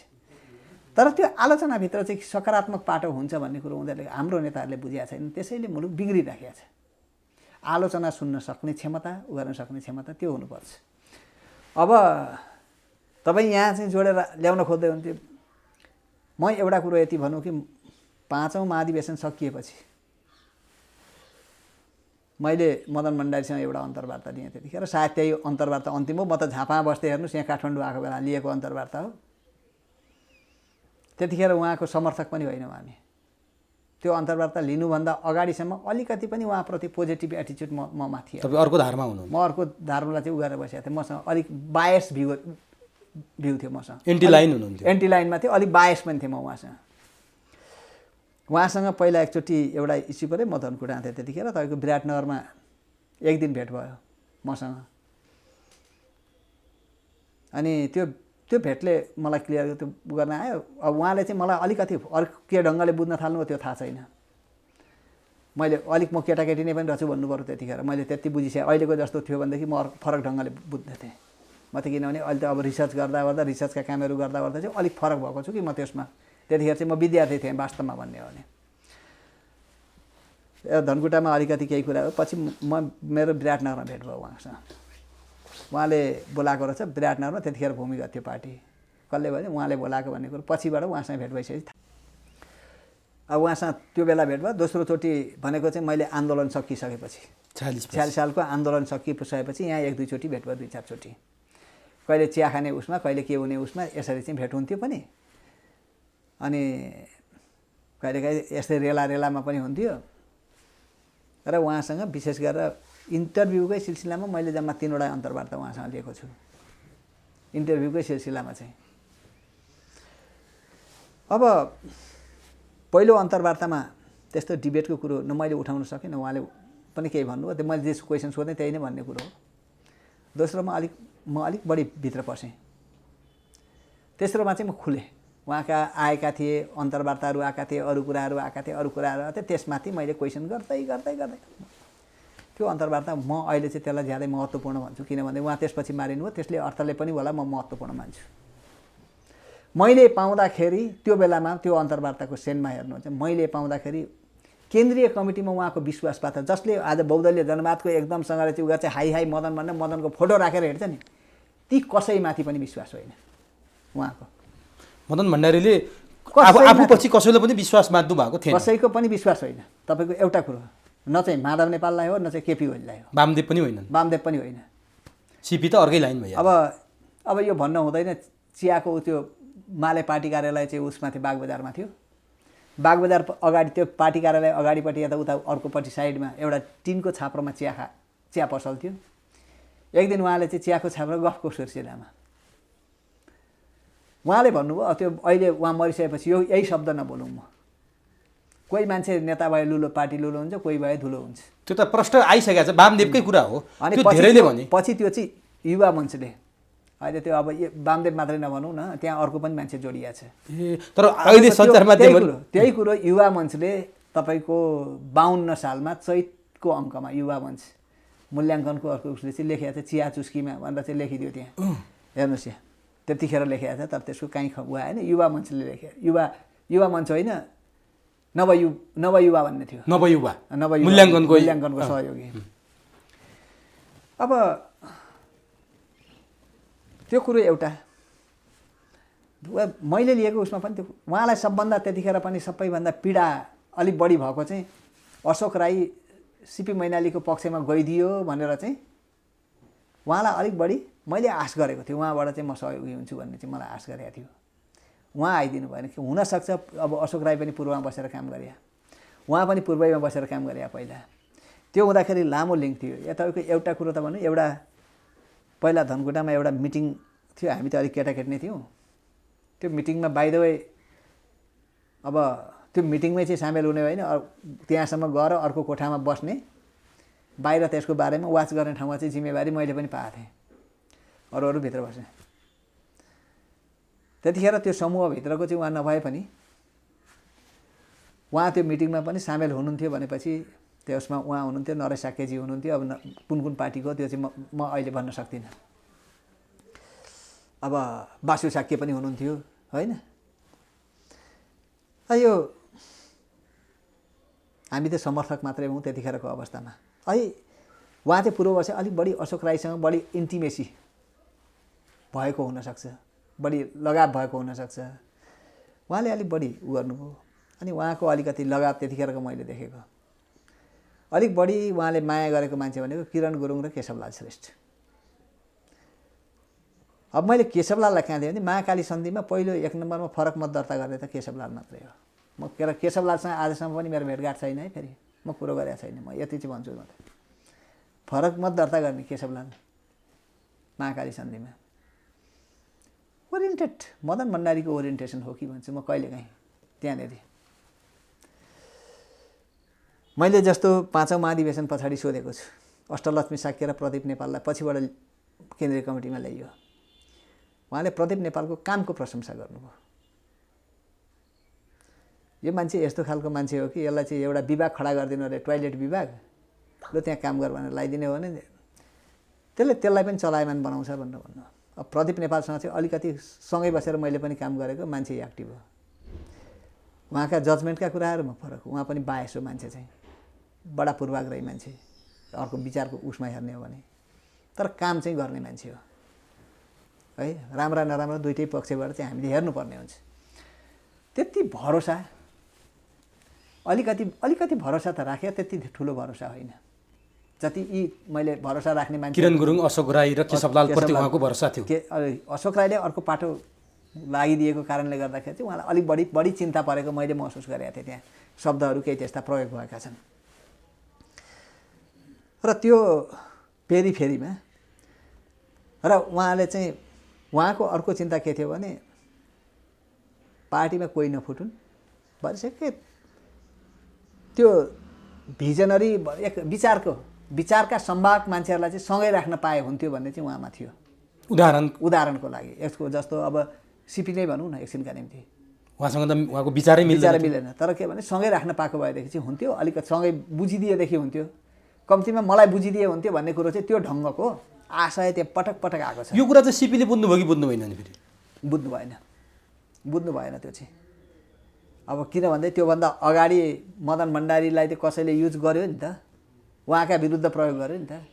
त्यो प्रयोग गरिएको कारणले गर्दाखेरि अब उहाँ त त्यो सधैँभरि सिपीसँग सधैँभरिको नजिकको त होइन, कसैले प्रयोग गरिदियो, त्यसैले गर्दाखेरि चाहिँ उहाँले त्यो बुझ्ने मौका पाउनु भएन, बुझ्नु भएन। अब तर त्यो भएदेखि हुन्थ्यो भनेर चाहिँ उहाँलाई त्यो कता त्यो आउँथ्यो, त्यो आशयमा त्यो मैले चाहिँ त्यो राखेको छु। त्यो मनोविज्ञान त्यो पाइन्थ्यो। र यो टुटेर जाओस् पार्टी फुटेर जाओस् भन्ने कुरो उहाँको कहीँ पनि छैन। यदि उहाँ जीवित भइदिएको भए 54मा पार्टी फुट्दैन थियो? फुट्दैन थियो। अहिले महाकाली सन्धि पासै हुँदैन थियो, तपाईँको 54मा पार्टी नै फुट्दैन थियो। महाकाली सन्धिको इस्युमा एमाले जाँदैन थियो। मदन भण्डारीको टनकपुरको विरोध त्यो गर्न संसदको भाषण त अहिले पनि मदन भण्डारी। अब त्यहाँनिर हेर्नुहोस् न, महाकाली सन्धि पारित हुनुभन्दा अगाडि रबिन राफेल नेपाल किन आइन् उनले के बोलिन्? तपाईँको अमेरिकी साउथ एसियन के अरे उसलाई चाहिँ उपविदेश महासचिव, उपविदेश मन्त्री भन्छ नेपालीमा, इङ्ग्लिसमा चाहिँ डेपुटी सेक्रेटरी भन्छ। किन आइन् उनले के बोलिन्? अनि तपाईँको चाहिँ त्यो उसको सेन्ड्रा भोगाल गेसान राजदूत, उनको एक्टिभिटिज के थियो? त्योभन्दा अगाडि ब्रिटिस मन्त्री आएकी छन्, राज्य मन्त्री आएकी छन्, उनले के भने? ब्रिटिस अमेरिकनको भोइस महाकाली सन्धि भयो भने नेपालमा चाहिँ अपार सम्पत्ति एकदम चाहिँ उसको चाहिँ केही कमी हुने छैन, ठुलो लगानी विदेशीहरूको चाहिँ भित्रिन्छ। सायद त्यही प्रभावमा परेर होला केपी ओलीले बोलिदिनु 20 खर्ब आउँछ पश्चिमबाट सूर्य उदाउँछ भने त केपी ओली नै हो नि। त्यही होला भयो त त्यही भयो। आजसम्म महाकाली सन्धि भयो कति भयो आज भयो तपाईँको त्यो एमसिसी पनि त्यही हो। एमसिसी त चाइना हान्नका निम्ति बनाएको स्ट्राटेजी हो। यो चाहिँ अझ खतराक छ। यो त रणमैदान बनाउनका निम्ति खोजिया हो यो त। त्यस कारणले त्यो महाकाली सन्धि मदन भण्डारी भएको महाकाली सन्धि हुँदैन थियो। एमाले फुट्दैन थियो। एमाले फुट्न त उहाँको कल्पनै थिएन। फुटाउने त कल्पना थियो जुटाउने। एउटा कुरो तपाईँ हेर्नुहोस् न मैले त त्यस विषयमा चाहिँ मैले खोज गरेको छु। मदन भण्डारी छौन्जेलसम्म कुनै पनि लेफ्टहरूको आन्दोलन हुँदाखेरि सडकमा आन्दोलन हुँदाखेरि बाबुराम र मोहन विक्रमजीहरू प्रचण्डहरू छुट्टै मोर्चा बनाएर जानुभएको थियो थिएन। 46 सालदेखि पछि चाहे त्यो टनकपुरको इस्युमा होस् अथवा नागरिकताको इस्युमा होस् स्थानीय लोक निर्वाचनको इस्युमा होस् उहाँहरू छुट्टै मोर्चा बनाएर जानुभयो। कहिले खैर संविधानमा उहाँले केही असहमति दर्ज गर्नुभयो। सबैलाई त घुमाएर त एउटा प्लेटफर्मभित्र त ल्याएर राखेको थियो नि त। सबैलाई घुमाएर ल्याएर चाहिँ एउटै मोर्चा बनाएर लगायो होइन। त्यो कसले विध्वंस गरिदियो त? त्यो तपाईँको मदन भण्डारी मरिसके पछाडि खास गरेर दासढुङ्गा दुर्घटना विरोधी आन्दोलन जुन भयो त्यो आन्दोलन जसरी विसर्जित भयो त्यहाँबाट विध्वंस सुरु। त्यहाँबाट त कसलाई विश्वास गर्ने। तर त्यो बेला सिपी मैनाली नेतृत्वमा किन आउनु भएन जबकि सिपी मैनाली मदन भण्डारीको पनि महासचिव? यसो हो सायद त्यो जनताको बहुदलीय जनवाद भन्ने जुन छ नि जनताको बहुदलीय जनवादलाई उहाँले पनि एक्सेप्ट गरिदिएको थियो भनेदेखि मलाई लाग्छ सिपी मैनालीलाई रोक्ने तागत षड्यन्त्र त हुन्थ्यो। किनभने विदेशीहरूको खेल त रहेछ यहाँभित्र भन्ने कुरो थाहा भइसक्यो। विदेशीहरूको खेलले गर्दाखेरि खेलाउनेहरू हुन्छ। सिपी मैनालीलाई हटाएको तपाईँको सजिलैसँगले इन्टरनल फ्याक्टर्स मात्रै भनेर आज म भन्दिनँ। त्यो इन्टरनल फ्याक्टर्स मात्रै हो त एक्सटर्नल फ्याक्टर्स यहाँभित्र छैन भनेर अब भनिरहनु पर्छ जस्तो मलाई लाग्दैन। एक्सटर्नल फ्याक्टर्स पनि छ। त्यो एक्सटर्नल फ्याक्टर्सको प्रेसरले उहाँलाई रोकेको थियो भने एउटा कुरो थियो होला। नभए त्यो ठाउँमा थियो भनेदेखि सिपी मैनालीलाई रोक्न गाह्रो थियो। महासचिव हुनबाट रोक्न त्यो लाइनले मात्रै हो। नौलो जनवाद र बहुदलीय जनवाद सजिलो भयो नि त। फाल्न सजिलो भएन। फाल्न सजिलो भयो नि त। ऊ यो लाइनको मान्छे होइन। बहुदलीय जनवाद भनेर चाहिँ ठ्याक्कैसँग फालिदिन सजिलो भयो नि त। त्यो लाइनबाट त होइन यो होइन भनेर भन्दै किनभनेदेखि तपाईँको पछिल्ला दिनमा गएर त्यहाँ त झलनाथलाई पनि कुनै बेला त्यो अध्यक्षमा एक्सेप्ट गरियो नि कुन परिवेशमा भन्ने कुरो पछाडि हो। किन झलनाथ पनि त्यो बेला त त्यसको पछि होइन पछिबाट चाहिँ उहाँले त्यसलाई एक्सेप्ट गरिदिनु भयो। मदन भण्डारी मरिसकेपछि एक्सेप्ट गरेको थियो। पहिला त मेलै थिएन उहाँहरूको पनि। थिएन। हुन्थ्यो होला षड्यन्त्र त हुन्थ्यो होला होइन हुन्थ्यो होला भन्नु पर्यो अब त्यो किनभने त्यो गइसकेको छ। तर गाह्रो थियो किनभने त्यतिखेर चाहिँ उहाँको पनि सङ्गठनभित्र पकड पहुँच बलियो थियो। सिपीको पनि बलियो थियो कमजोर होइन। यदि त्यो भइदिएको थियो भनेर भन्दाखेरि त्यसलाई किन भन्दाखेरि त्यो हुने बित्तिकै सुरुमै मदनले चाहिँ चेपेर लिएर गएको भने उहाँले त उपनेता बनाएको नि संसदीय भनेपछि विपक्षी अथवा आफ्नो पार्टीभित्र आन्तरिक पार्टीभित्र आफ्नो विरोधीहरूलाई पनि समेट्न सक्ने क्षमता अत्याधिक थियो मदन। त्यो एकदम राम्रो थियो। तपाईँको एउटा कुरो मान्नुहोस् एउटा कुरो जनताको बहुदलीय जनवादले पनि आफ्नै त्यही फिलोसोफीले पनि त्यही दर्शन एकछिनका निम्ति दर्शन सिद्धान्त त्यही अथवा अहिले जे भनेर प्रतिपादन जसरी व्याख्या गरिएको छ उहाँले त त्यतिखेर कार्यक्रम भनेर ल्याउनु भएको त्यही कार्यक्रमले पनि समेट्नुपर्छ भनेर चाहिँ त भनेको छ नि। लिएरै जानुपर्छ सँगै भनेर भनेको छ। फुटाएर लिएर जानुपर्छ भनेको छैन। यदि बिचमा पार्टी ब्रेक हुन्छ भने तिनीहरूले बहुदलीय जनवाद त्यो मदन भण्डारीले अगाडि सारेको जनताको बहुदलीय जनवाद बुझेकै छैन। अहिले पार्टी फुटाउने जो जसले फुटाए तिनीहरूले त्यो नाम नलिए पनि हुन्छ नजपे पनि हुन्छ। लिडरसिपमा बसेर पहिलो दायित्व के हुन्छ भने जसुकै बस चाहे 54 सालमा फुटोस् सबभन्दा ठुलो मिस्टेक माधव नेपालको अहिले पार्टी फुट्यो सबभन्दा ठुलो मिस्टेक केपी ओलीको लिडरसिपमा जो छ उसकै लिडरसिप पहिला त लिडरसिपले लिनु पर्यो नि त जवाफदेही। त फुटाउनतिर लाग्ने कि जुटाउनतिर लाग्ने? जुटाउनका लागि त त्यतिखेर 54 सालमा पनि कसैले त प्रयास गर्यो नि त। जुटाउन त कसैले प्रयास गर्यो किन फुटायो? चुनाव आउने मुखमा चाहिँ 56 सालमा चुनाव आउँदै थियो 54 सालमा पार्टी फुट्यो। यहाँ पनि अहिले 2 वर्ष पछाडि चुनाव आउँदै थियो 2 वर्ष अगाडि पार्टी फुट्यो। जुटाउन लागेन नि। माधव नेपालजी पनि फुटाउनै लाग्नुभयो। केपी ओली पनि फुटाउनु। अब भीमरावले भनेको नमान्दा फुटाउनै लाग्नुभयो। एकदिन 10 भाइले भनेको भने केपी ओली त झन् साह्रो फुटाउनै लाग्नुभयो। पार्टीको लिडरसिपको दायित्व के हो भन्नु त जुटाउने हो नि त। तर तपाईँले त्यो चाहिँ यदि त्यो तपाईँको त्यो हेर्नुहुन्छ भने उहाँहरूले लाग्नुहोस्। आज व्याख्याता हुनुहुन्छ नि हाम्रो अब केपी ओली पक्षका कोही हुनुहोला चाहिँ शङ्कर पोखरेलै हुनु होला अथवा अरू कोही होला। फुटाउनका निम्ति यदि उहाँले पहल गरेको छ भने उहाँहरू जनताको बहुदलीय जनवादको दुश्मन हो, समर्थक होइन। जुत्ताउनतिर पो लाग्नु पर्थ्यो त, फुटाउनतिर लाग्छ। बहुदलीय जनवादले पार्टी फुटाउने भन्दैन त्यो भन्दैन नि, कहाँ भने किनभने सिपी मैनाली समेटेर राखेको थियो। तर सिपी मैनाली फेरि यो कुरा अस्वीकार के मानेमा गर्नुहुन्छ भने मदन भण्डारीको बहुदलीय जनवादको सिद्धान्त नै आजको नेपालको कम्युनिस्ट आन्दोलनलाई विकृति बनाउने एउटा अध्याय त्यहाँबाट सुरु भएको हो भन्नु। पहिलो कुरो यसको कार्यान्वयन पक्षलाई हेर्नुपर्छ। तपाईँ यहाँ हेर्नुहोस्, कार्यान्वयनलाई चाहिँ विकृत बनाउने र सुसंस्कृत बनाउने भन्ने कुरो त्यसको कार्यान्वयन हो। मदन भण्डारीले कति दिन पाउनुभयो यसलाई वर्कआउट गर्न? भाषा शब्दमा काहीँ कोही खराब हुँदैन है। अर्को महाधिवेशन पनि अर्को महाधिवेशन त कुरै छोडी 1 वर्ष पाउनु भएन। फागुन लाग्दाखेरि 49 सालको फागुन लाग्दाखेरि महाधिवेशन सकियो। म त फागुन 3 गते लिएको अन्तर्वार्ता हो उहाँसँग। त्यसदेखि पछाडि अलिक बढी मदन भण्डारीको चाहिँ सपोर्टर भएर म बोल्न थालेँ। हेर्नुहोस्, त्यो अन्तर्वार्तादेखि पछाडि अन्तर्वार्ता कहिले काहीँ पढ्छु, पढिसकेपछि हो। बहुदलीय जनवाद त मैले बुझेँ भन्छु म त्यो अन्तर्वार्ताको आधारमा। कसैले बुझेको छैन भन्ने चाहिँ म कहिले काहीँ अम्लो ठडाउँछु म त्यसै कारण। तर त्यो त मसँग छ अहिले त, मैले त बाहिर ल्याएको छैन त्यसलाई। त्यो सबै हुबहु म बाहिर ल्याउँदिनँ, अहिले ल्याएको छैन। सम्पत्ति त मैले बिपी कोइरालाको अन्तर्वार्ता लिए भोला च्याटर्जीले। तपाईँलाई म एउटा उदाहरण दिउँ। भोला च्याटर्जीले लिएको अन्तर्वार्ता स्टडी गर्न भनेर यहाँबाट चाहिँ तपाईँको प्रदीप गिरी लगायतका केही मान्छेहरू चाहिँ गए भोला च्याटर्जीको उसमा चाहिँ। उनले चाहिँ एउटा उसलाई चाहिँ सुरक्षित गर्न दिए। त्यो संस्थाले जसले सुरक्षित गरेर राखेको थियो त्यो संस्थाले त्यो अन्तर्वार्ता हेर्न पाउनु भनेर यहाँबाट जाँदाखेरि भोला च्याटर्जीको अनुमति लिएर आऊ भनेर भने। सम्पत्ति त उसको हो नि त। अब त्यो त मेरो सम्पत्ति हो। हेर्नुहोस् यहाँ, त्यो मेरो सम्पत्ति। कुनै दिन राज्यलाई चाहियो, कुनै दिन त्यो अवस्था कुनै कसैलाई सुम्पिनु पर्ने भयो, मैले सुम्पिनु पर्ने भने म दिन्छु, तर सजिलै म दिन्न।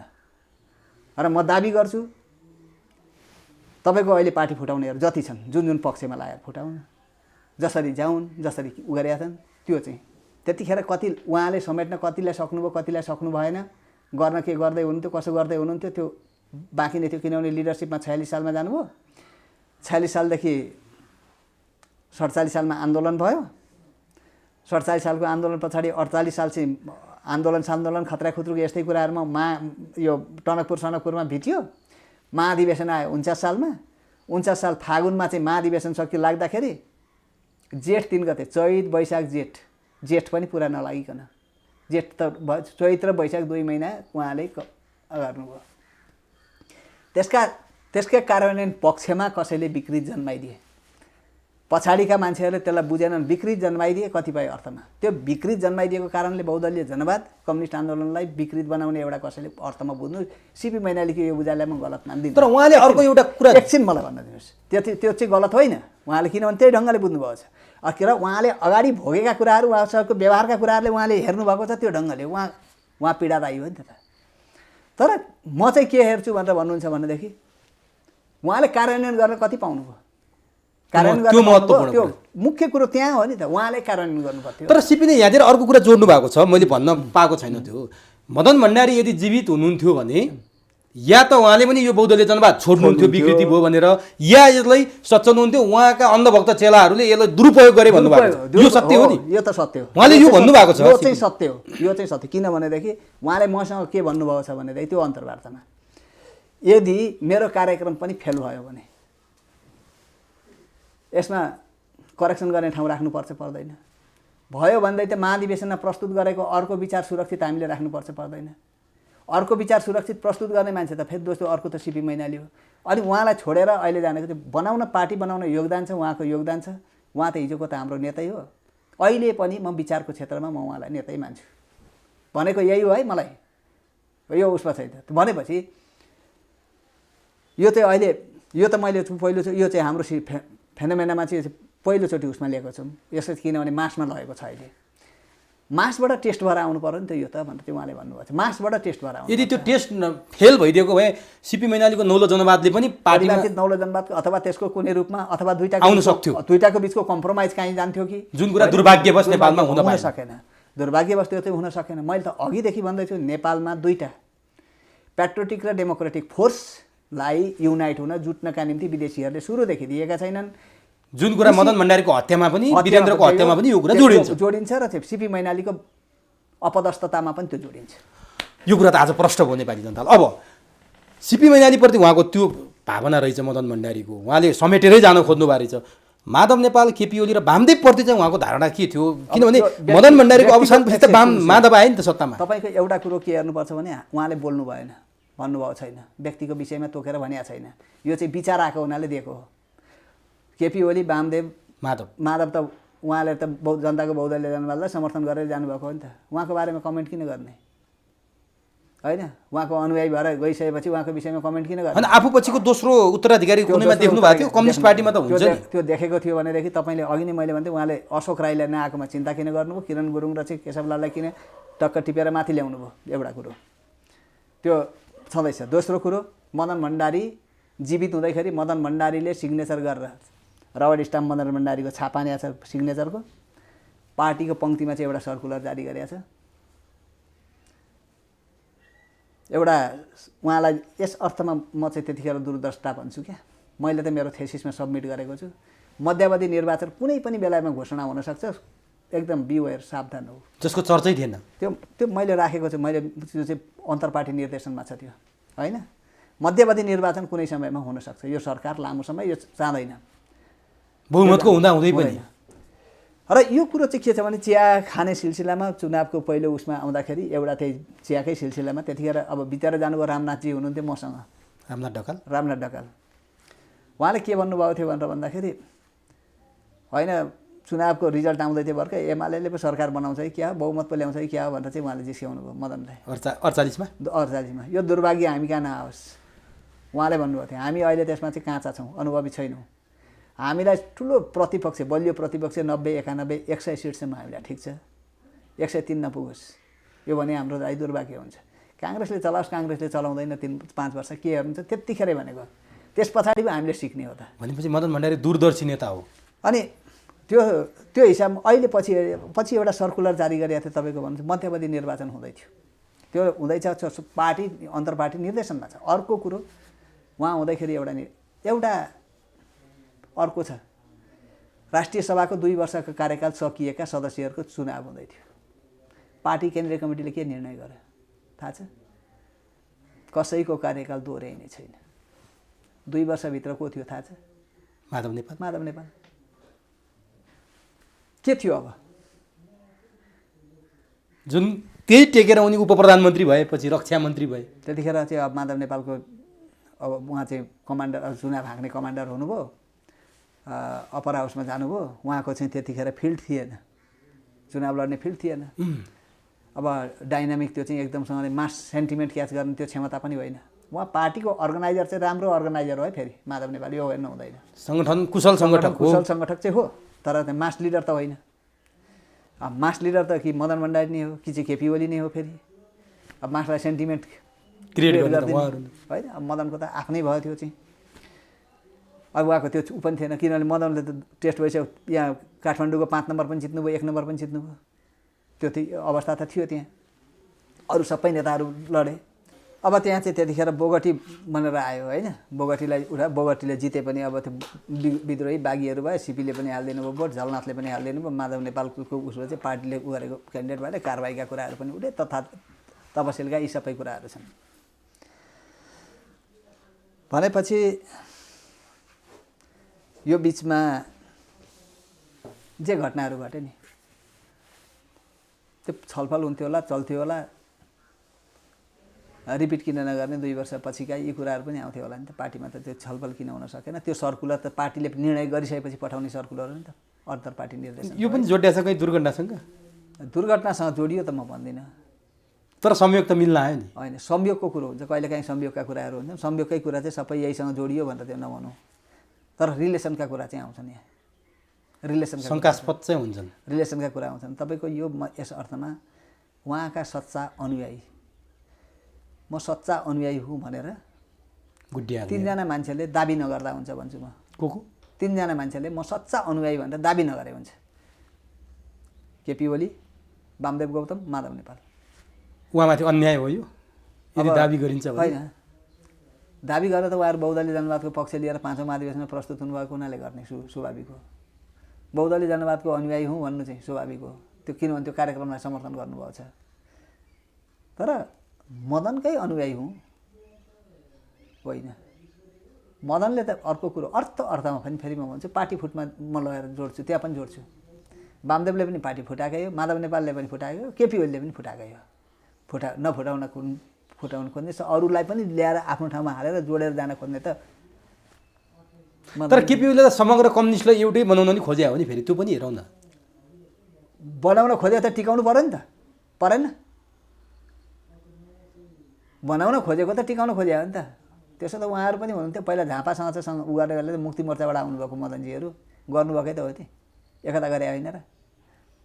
बनाउन खोजेपछि त टिकाउन सक्नु पर्यो नि त। तर कतिपयले त मदन भन्दा नि माथि हेरे नि केपी ओलीले। हेर्नुहोस् त देवत्वकरण आज त्यो चाहिँ कल्चरको कुरो हो, कल्चरको कुरो। म तपाईँलाई एउटा उदाहरण दिन्छु। मैले उहिले आज होइन आजभन्दा 30 वर्ष पहिले मैले एउटा किताब पढेको थिएँ, त्यो इन्भिजिबल ह्यान्ड भन्ने समथिङ के थम्सन, मैले अहिले नाम बिर्सेँ म। त्यो उनी अमेरिकाका रहेछन्। अलिक अगाडि नर्मन बैथुन अमेरिकाबाट आए, चिनको क्रान्तिमा भाग लिए। उनी यहाँ चाहिँ एलोकेट भए, अब ऊ भए भनेर भन्छ, त्यहाँबाट सिआइएले पठायो यिनलाई यहाँ। चाइनिज कम्युनिस्ट पार्टीको केन्द्रीय कमिटीसँग पुगे यिनी, पोलिट ब्युरो चाहिँ भ्याएनन्। माओ सेतुङको अगाडि पछाडि हुँदाखेरि चाहिँ माओ सेतुङको उसमा चाहिँ एकदम हाइली प्रशंसा गर्ने हो नि। मैले तपाईँले फेसबुकमा पनि लेख्नु भएको थियो, यो पढेको थिएँ। सुन्नुहोस्, यहाँ हाइली प्रशंसा गर्ने, माओ सेतुङलाई एकदम प्रशंसा गर्ने, एकदम उ गर्ने। क्रान्तिको लिडर त माओ सेतुङ हो नि, होइन? यो धेरै प्रशंसा गर्छ। उसले चाहिँ पनि लेखेको छ, छन्छाङ फोङले लम्बे अभियानमै अध्यक्ष माओ के साथ भनेर भन्दाखेरि त्यहाँ उसले थोरै अलिकति लेखेको छ। अनि त्यो लम्बे अभियानमै चल्न बेला भइसक्यो, एकदम यो एक दिन भने अरे यो मेरो अत्यन्तै प्रशंसा गर्छ, यसको पिछा गर त भन्नु। सुटुक्क लगाए पिछा गर्दै लाँदाखेरि त उसले त त्यो यसो गर्छ। म चाहिँ अब पोलिट ब्युरोमा पुग्दैछु, सिआइएलाई लेखेको रिपोर्ट उनीहरूले कहीँ भेटे है, यो भेटे। अनि यस्तो आउँछ, अत्यन्तै प्रशंसा गर्छ। अब यो भेटियो रिपोर्ट भन्छ, यसको विषयमा अहिले कुरो नगरौँ, यसलाई अलिक पछाडि बिस्तारै यसलाई उ नगरिकन चाहिँ एउटा उसमा राखेर, यो माओवादीले राख्थ्यो नि पहिला चाहिँ श्रम शिविर बाबुरामलाई थुनेर राख्यो नि, होइन? त्यस्तै गरेर चाहिँ गर्नुपर्छ यसलाई, त्यसमा चाहिँ अब ट्रिट गर्नुपर्छ भनेर चाहिँ अलिकति भयो। यसले कहाँबाट थाहा पाएछ त्यो, त्यही भित्रको पनि कसैले त प्रभावित गरेको थियो होला। ट्रिट गर्नुपर्छ भनेर भन्ने बित्तिकै आउने बित्तिकै ऊ त्यहाँबाट भागेर अमेरिकै गयो हो कि। यो तुरुन्तै भाग्छन् अमेरिका। वीर हस्पिटलमा अमर लामालाई चाहिँ इन्जेक्सन हान्न खोज्ने नर्स सुशीला श्रेष्ठ आज एक्सपोज भइन्, भोलिपल्टै अमेरिका उडिन्।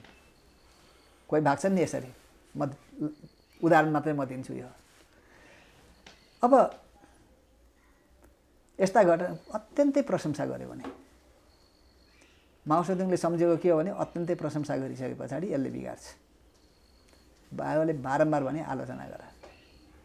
आलोचना त उनले त हरदम गरेका छ नि त। आलोचनाले मान्छेलाई बिगार्दैन, आलोचनाले सपार्छ।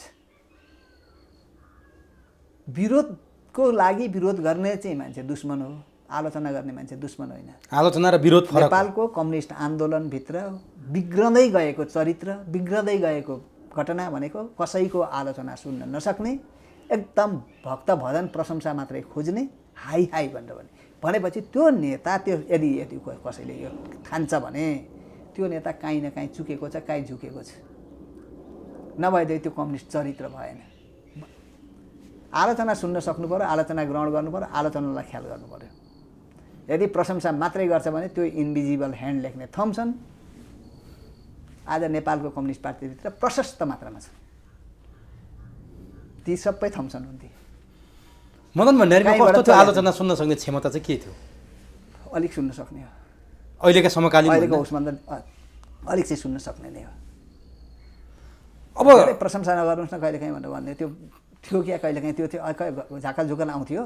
अब नेपाली समाजको चरित्र त अलिक फरक हो। हेर्नुहोस्, चाइनिजहरूको जस्तो मात्रै होइन, कन्फुसियसको संस्कार चाहिँ होइन, हामीसँग छैन त्यो।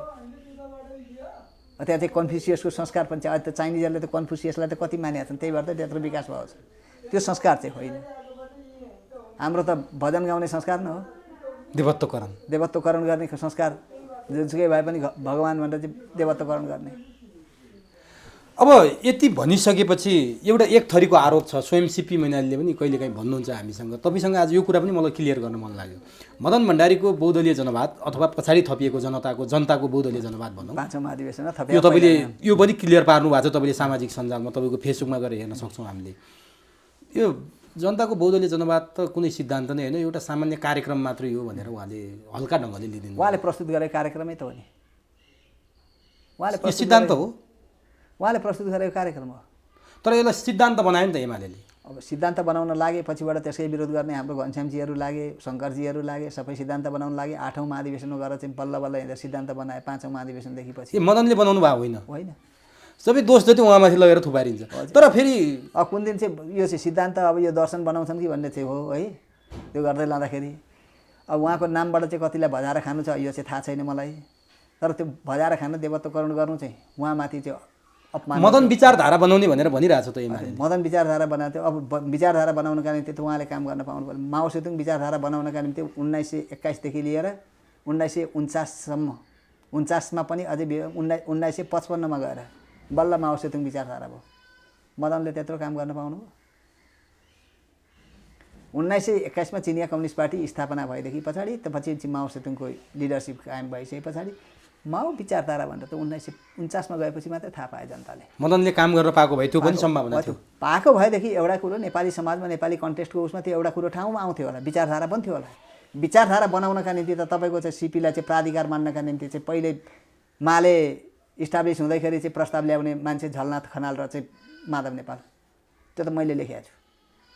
उहाँलाई चाहिँ माओ सेतुङ चाहिँ यहाँ चाहिँ प्राधिकार बनाउनुपर्छ, यो चाहिँ पार्टीको प्राधिकार हुनुपर्छ भनेर।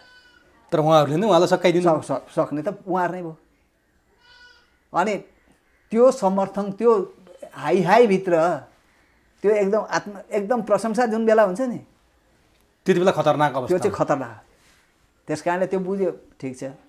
बुझेन भने पछि पत्तन भएर जान थालिसके पछाडि त कसैले तिनीहरूले चाहिँ उ गर्दैन। त्यो मरेछ भन्छन्, तिनै मान्छे हेर्नु होला ती जुन प्रशंसा छन् नि। आज कसैले माधव नेपालको हाई प्रशंसा गर्छ, कसैले प्रचण्डको प्रशंसा गर्छन्, कसैले चाहिँ केपीको प्रशंसा गर्छन् नि। अब प्रचण्ड पनि प्रशंसामा चाहिँ रमाउने, माधव नेपाल पनि रमाउने, केपी ओली पनि रमाउने। बोलेको ठाउँमा ताली ठोकिदिए सबैलाई राम्रो हुने, अनि मुखमा जे आउँछ त्यही बोलिदिने। अब त्यो चाहिँ तर कुनै दिन आफ्नो ऊ जाने भयो नि, आफ्नो ताज चाहिँ खस्ने भयो तिनीहरूको, त्यो स्वार्थ खस्ने भयो। र अरू त्योभन्दा बलियो स्वार्थबाट चाहिँ अर्को ठाउँमा गाइडेड हुन पाइने भयो भनेर भनेपछि गाली गर्ने ठाउँमा तिनीहरू नै पुग्छन्। मरेको शरीरलाई जुम्राले छोडे। अब अर्को एउटा मदन भण्डारीको यो जबजको आलोचना कहाँनिर हुन्छ भने, कम्युनिस्ट पार्टी भनेको चुनाव लडेर सत्तामा जाने होइन। कम्युनिस्ट पार्टीलाई युरोपियन स्टाइलको कम्युनिस्ट पार्टीमा ढाल्नुभयो, त्यहीँको सिद्धान्तलाई कपी पेस्ट गरेर मदन भण्डारी यस्तो चाहिँ केही कुरा छ। मदन भण्डारीले केही अङ्ग्रेजी डकुमेन्टहरू पढ्नुभयो अथवा अरूबाट पढाइनुभयो, अरूबाट केही पढाइयो। उहाँले त्यसलाई कसरी बुझ्नुभयो आफ्नो ठाउँमा हो। सारा युरो कम्युनिजम ढलिसकेपछि, युरोपको कम्युनिजम ढलिसके पछाडि, सोभियतसँग ढलिसके पछाडि आयो जनताको बहुदलीय जनवाद, त्यसलाई टिकाउन भनेर चाहिँ त्यहाँको उसबाट चाहिँ लेसन लिएको भनेर चाहिँ आयो। अब कतिपय युरोपको कम्युनिजमका कतिपय कुराहरू चाहिँ त्यसभित्र छन्।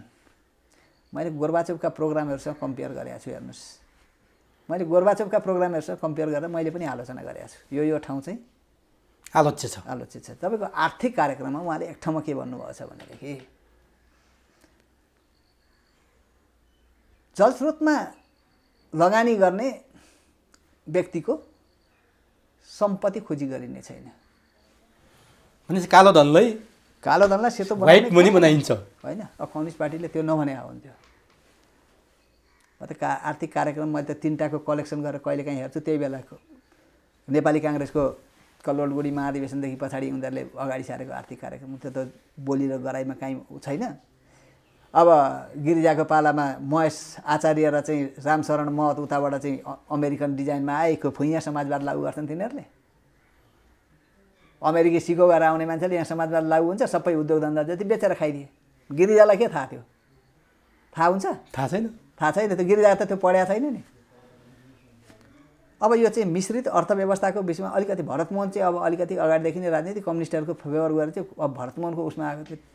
तर त्यो शब्द त्यति गर्दा गर्दै पनि त्यो त्यसभित्र केही थियो कि अब त्यो भरतमोहनजीकै पनि केही थियो कि भनेर भन्नुपर्ने हुन्छ।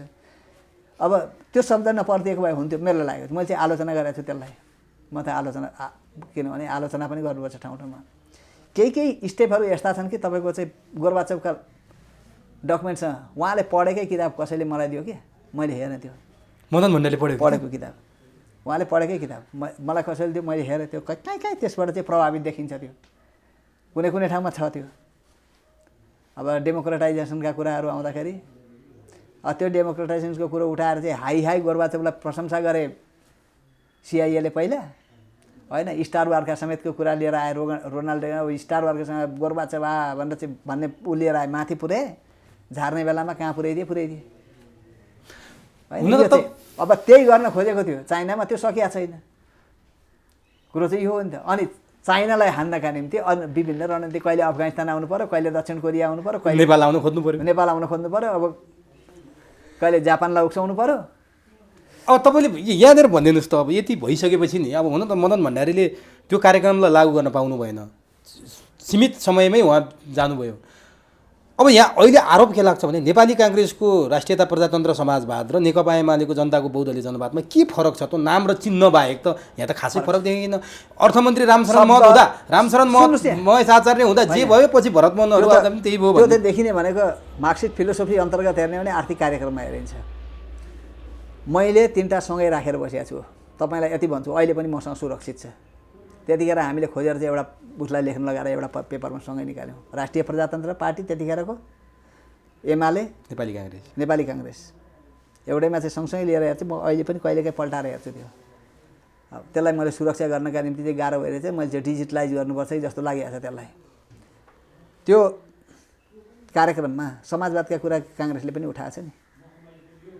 अनि उदार अर्थतन्त्रले समाजवाद ल्याउँछ, तीभित्रै छ। उदार अर्थतन्त्रले समाजवाद ल्याउँछ, उदारीकरणले समाजवाद ल्याउँछ। समाजवादको अर्थ के? विरोधाभास भएन? अब केही विरोधाभासहरू, केही कुराहरूमा विरोधाभासहरूमा चाहिँ तपाईँको जनताको बहुदलीय जनवादमा पनि छ। त्यसैले म भन्छु कि प्र्याक्टिसमा गएको भएदेखि यसैलाई मदनले के सोच्नुहुन्थ्यो होला आफ्नो ठाउँमा छ। तर त्यो के भने मदनले ल्याएको जुन जनताको बहुदलीय जनवाद पनि नि आजको अवस्थामा त त्यो त अर्कै ठाउँमा गएको छ। हो, त्यही भएर मैले भने मदन भएको भए के हुन्थ्यो? त्यो अब भविष्यकै गर्वमै हरायो। आजै भन्नुहोस् न, आजका कार्यक्रमहरू आउँदाखेरि के हुन्थ्यो? तपाईँको बोल्ने र गर्ने कुरो त फरक छ। यहाँ पनि बोली एउटा कुरो हुन्छ, गरी एउटा हुन्छ। संविधानमा तपाईँ समाजवाद लेख्न लाउने होइन। अनि निजी क्षेत्रका तस्करहरू पार्टी प्रवेश गराउने त म भने निजी क्षेत्रका तस्करहरूलाई प्रमोट गरेर अगाडि जाने होइन। यतिसम्म कि कतिपय त अख्तियारले कारबाही पनि गर्न नसक्ने त्यत्रो बल समेत उनीहरूलाई दिने भनेपछि यो समाजवाद कहाँ जान्छ? त्यो त थिएन नि त। केही मान्छेहरू त्यतिखेर पनि मदनलाई भेट्नका निम्ति, प्रयोग गर्नका निम्ति आए। हेर्नुहोस्, केही आए तर भेट्नु भएन उहाँले भेट्दै भने त्यसले विवाद ल्याउँछ, त्यसले अर्को ठाउँमा लान्छ। यिनीहरूको नियत ठिक छैन। कहीँबाट भेट्न आएपछि के गर्ने त? अन्तिममा त यसलाई प्रयोग गर्न कहीँ गर्न सकिएन, यसलाई उकास्न सकिएन, यसलाई युज गर्न सकिएन भनेपछि के गर्ने? सिद्ध्याइदिने। सिद्धिएको कारण त त्यो हो नि। अब सिद्धिएको कारण त्यो छ। मदन भण्डारीले आज माथिबाट हेर्नु भएको छ होला, कहीँ कतै अब धर्मशास्त्रले भनेअनुसार आत्मा हुन्छ, स्वर्ग हुन्छ भने हेर्दाखेरि उहाँलाई कस्तो लाग्छ होला, त्यो एउटा कुरा छ। मैले जान्न खोजेको कुरो, उहाँले बहुदलीय जनवाद त भन्नुभयो। अब नेपाली काङ्ग्रेसको अघि हामीले चर्चा गऱ्यौँ। नेपाली काङ्ग्रेसका महेश आचार्य, रामशरण महत प्रवृत्ति अर्थमन्त्री भइसकेपछि उद्योग कल कारखाना बेचेका कुरा गऱ्यौँ। तर एमाले पनि पटक पटक सरकारमा आयो, तिनीहरूको आर्थिक नीतिभन्दा यताउता जान सकेन, ती उद्योग कल कारखाना फर्काउन सकेन। हिजो रामशरण र महेश आचार्य जुन पथमा हिँडे पछि पनि त्यही पथमा हिँडे। बेचेका कल कारखाना फर्काउने त कुरो केही थिएन। तपाईँको एउटा कुरो भन्नुहोस् न, एमालेको गभर्मेन्ट बन्यो 51 सालमा हो। त्यो गभर्मेन्टलाई सबैभन्दा पपुलर गभर्मेन्ट भनिन्छ। त्यतिको पपुलर गभर्मेन्ट अहिलेसम्म नेपालमा छैन। कम्युनिस्ट सरकार कसैको बनेको थिएन। काङ्ग्रेसको त छँदै छैन। अब तपाईँलाई म भन्छु, त्यसमा एउटा बुदाले पपुलर बनायो। तपाईँको एउटा बुदाले पपुलर कहाँनिर बनायो भनेर भन्नुहुन्छ भने त्यो आफ्नो गाउँ आफै बनाऊ। सामाजिक सुरक्षा भत्ता पनि छ। सामाजिक सुरक्षा भत्ता त बुढापाकाहरूसँग भोट माग्ने बाटो भयो। त्यो पछिबाट चाहिँ त्यसलाई चाहिँ बुढापाकाहरूसँग भोट माग्ने बाटो बनायो। अहिलेसम्म पनि बुढापाकाको मन्त्री को भने प्रधान मनमोहन अधिकारी भन्छन्, त्यो चाहिँ आफ्नो ठाउँमा छ त्यतिखेर। किनभने चाहिँ त्यतिखेर त्यो आवश्यकता थियो। कम्युनिस्ट आयो भने 60 वर्ष पुगेकालाई गोली हान्छ भनेर प्रचार गरिएको ठाउँमा 75 वर्ष पुग्ने भत्ता पुगेर चाहिँ भत्ता दिने भनेर चाहिँ त्यतिखेर 100 थियो, अहिले त 4000 पुग्यो होइन। त्यो चाहिँ तर त्यसको त्यतिखेर त अलिक सहज तरिकाले पाउँथे, अहिले सजिलैसँगले पाउँदैनन् त्यो पनि। हेर्नुहोस् अब आफ्नो गाउँ आफै बनाऊ कहाँ छ, केमा छ त्यो? भरत मोहनजीले ल्याएको हो, हुन होला साइडबाट त होला, लेख्ने त उहाँ नै हो। त्यो प्रोग्राम त 5औं महाधिवेशनमा प्रस्तुत गरेको जनताको बहुदलीय जनवादभित्र चाहिँ एउटा कुरा त्यसको आर्थिक कार्यक्रमभित्र छ। प्रस्तुता त मदन भण्डारी भयो नि त त्यसको अर्थमा त होइन। आफ्नो गाउँ आफै बनाऊ। अब त्यसको टेक्निकल पार्ट हेर्नुहोस् भन्नु, त्यो टेक्निकल्ली त्यो कहाँसम्म चाहिँ बढी पपुलर भयो त्यसलाई लागू गरेर चाहिँ फेरि सिपी मैनालीले स्थानीय विकास मन्त्री भएर बस्दाखेरि अनुगमनको प्याटर्न समेत राखेर त्यो सही ढङ्गले प्रयोग हुन्छ कि हुँदैन भनेर अनुगमन समेत राखेर चाहिँ अनुगमनको आधारमा चाहिँ त्यसलाई चाहिँ पपुलर पनि त्यो कार्यक्रम पपुलर भएर गयो। सिपी मैनालीलाई बिचमा फ्यालियो। मदन भण्डारी त्यो अनुगमन गर्ने पाटो पनि भयो। त्यतिखेर त चुनावको घोषणा गरेर चाहिँ अदालतमा मुद्दा पर्यो हो। अब त्यहाँदेखि पछाडि चाहिँ त्यो कार्यक्रम त्यही तरिकाले चाहिँ स्मुथली लागू पनि भएन। अब ल्याउन उताबाट ल्याएको, लागू गर्ने मान्छे अर्को, लागू गर्ने त इमान्दारीपूर्वक लागू गरेको। अब त्यहाँभित्र थियो होला भरिसक्यो, त्यसबाट आउने मान्छेहरू धेरै जसो मान्छेहरू नियुक्ति हुने मान्छेहरू सिपी मैनालीसँग नजिक भएका मान्छे थिए होला। अब उनीहरूलाई पनि के थियो भने जनताको बिचमा गएर पपुलर भएर चाहिँ अझै राम्रोसँगले गरिदिन्छ, इमान्दारीपूर्वक काम गर्छ, जनताको बिचमा पपुलारिटी हुन्छ। पपुलर भयो भने को बलियो हुन्छ? पार्टी सिपी मैनाली बलियो हुन्छ, त्यहाँभित्रको लबी पनि। त्यसलाई बलियो किन बनाउने भन्ने पनि लाग्यो होला है। अब त्यसले गर्दाखेरि त्यसको मुख्य कुरो यसको कार्यान्वयनको पाटो हो। त्यो कार्यान्वयनको पाटो कसरी जान्छ भन्ने कुनै कार्यक्रम हो। अब त्यो त मदन भण्डारीको अवसानसँगै त्यो पनि गयो। तर अर्को कुरा मदन भण्डारीले प्रयोग गर्न पाउनु भएन। एमालेमा मदन भण्डारीको अवसानपछि पैसावालहरूको बिगबिगी बढ्यो, पैसाले टिकट किन्ने बिगबिगी बढ्यो, पैसाले पद किन्ने बिगबिगी। काङ्ग्रेसमा जे थियो सर्लकै त्यही भयो। त्यसकारण एमालेभित्र यो विकृति बहुदलीय जनवादले ल्यायो भन्नेहरूलाई चाहिँ अलिकति बल पुग्यो। होइन, त्यो बहुदलीय जनवादलाई त्यो ठाउँमा प्रयोग गर्छ, शब्दले भन्छ र त्यसो गर भन्छ, त्यहाँ कहीँ भन्दैन। शब्दले एउटा भन्छ। मैले अघि नै भने एउटा आलोचना गर्ने ठाउँ, मैले अघि भनिसकेँ, आलोचना गर्ने ठाउँ, विकृति जन्माउने ठाउँ एउटा ठाउँ, जलस्रोतमा लगानी गर्ने ठाउँमा चाहिँ आएको धनलाई चाहिँ खोजी गरिने छैन भन्ने जुन शब्द हो त्यो चाहिँ गम्भीर त्रुटि हो। एकछिन है म भन्दैछु यहाँ, यो चाहिँ थिएन। यो पछि हुँदै चाहिँ बहस गर्दै जाँदाखेरि सायद उहाँ बाँचिरहेको सुध्रिन्थ्यो कि। त्यो त भयो, मदनले यसो भन्नुभएको छ, यसै गरी ल्याउनु डोगमा त्यसलाई के भन्छ भनेर कठमुल्लावाद। कठमुल्लावाद पनि कतिपय लागू भएको छ यहाँ। त्यो शब्दलाई केलाएर हाल्ने हुन्छ नि, कठमुल्लावाद पनि लागू भएको छ त्यहाँ। डोगमाटिजम भन्छ नि अङ्ग्रेजीमा, न नेपालीमा कठमुल्लावाद। अब त्यही ढङ्गले मदनलाई उपस्थित गराउने हो भने मदनमाथि न्याय हुन्छ कि अन्याय हुन्छ त्यो जनताले जान्ने कुरो म त भनिदिन्छु। त्यही ढङ्गले उभ्याउने हो भनेदेखि अहिलेको मदनका अनुयायी जो हुँ भनेर भन्छन् उनीहरूले त्यही कठमुल्लावादलाई उभ्याउने हो भने त उहाँमाथि अन्याय हो कि न्याय हो अरूले भनुन्। तर त्यो कठमुल्लावादलाई अगाडि उभ्याएर व्यवहारमा अर्कोतिर राखेर त्यसको भजन गाउने, ओम जय शिवशङ्कर, ओम जय ओमकार भनेर चाहिँ जुन हामी भजन गाउँछौँ नि, ओम जय मदन, ओम जय मदन भनौँ, मदनका कुरा एकातिर राखिदियो, पन्छाएर अर्कोतिर दौडियो। एक एक गरेर चाहिँ कहाँ कहाँ गल्ती गरेर त लु यसको विषयमा बहस गरौँ न हामी। अब नि यो मदन भण्डारीलाई धेरै कुरा गऱ्यौँ, उहाँका केही कमी कमजोरी पनि त थियो होला नि। मान्छे हो, व्यक्तिगत। उहाँ मरिसकेपछि यो कुरा गर्नु स्वाभाविक त होइन, तैपनि स्वाभाविक धेरै स्वाभाविक हुन्छ। तपाईँको किन हुन्छ भन्नुहुन्छ नि, चिनमा माओ सेतुङको आलोचना मरेपछि भयो, रुसमा लेनिनको आलोचना मरेपछि भयो होइन। मरेपछि आलोचना हुँदैन भन्ने कुरो होइन। के थियो उहाँको कमी कमजोरी? उहाँको एउटा कुरो त नेपाली समाजबाट, नेपाली समाज जुन किसिमको चाहिँ जस्तो किसिमको शैलीबाट हुर्किएको छ त्योभन्दा फरकको त मान्छे त होइन नि हो। अब त्यो शैलीभित्रको मान्छे केही कुराहरूमा चाहिँ त थियो होला। उहाँले पार्टीलाई एकदम क्याडर्स बेस पार्टीबाट मास पार्टीमा लैजानका निम्ति उहाँले आफूलाई हेरेर जुन उ गर्नु त्यो त मास लिडर हो जसरी जुन उ गर्नु हो नि, त्यो कमजोरी होइन र?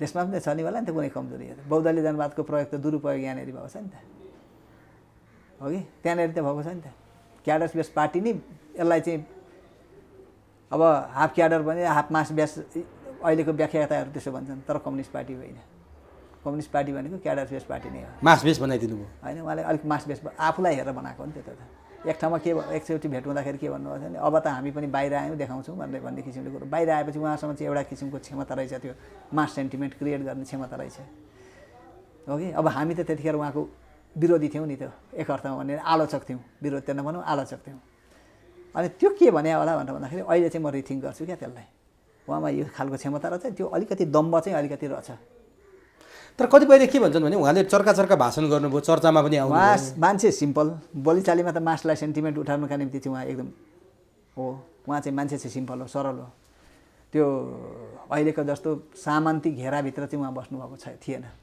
तर उहाँले राजालाई जुन किसिमको च्यालेन्ज पनि दिनुभयो चाबिलको भाषण निकै चर्चामा पनि छ सिरपेज फुकालेर आऊ भन्नुभयो पछि दरबार छिरेर आएपछि उहाँ राजावादी बन्नुभयो भन्नेहरू पनि छन् नि त त्यो के थियो त्यो वास्तवमा त्यो चाहिँ राजावादी बन्नुभयो भनेर भने होइन राजासँग निकट बन्नुभयो राजा जस्तो चिनको भ्रमण गरेर आएपछि चिनले पठाएको सन्देश अनुसार उहाँ राजा वीरेन्द्रसँग राज संस्थासँग अलि नजिक यसो त चिनको सन्देश एउटा कुरो त चिनले पनि राजा वीरेन्द्रलाई नराम्रो मानेको थिएन नि एउटा कुरो चाहिँ के हो भनेर भन्दाखेरि उही अहिले मोहन वैद्यलाई राज संस्थावादी भन्छन् नि सिङ्गानुक जस्तो भएर आउने हो भनेदेखि राजालाई स्वीकार गरिन्छ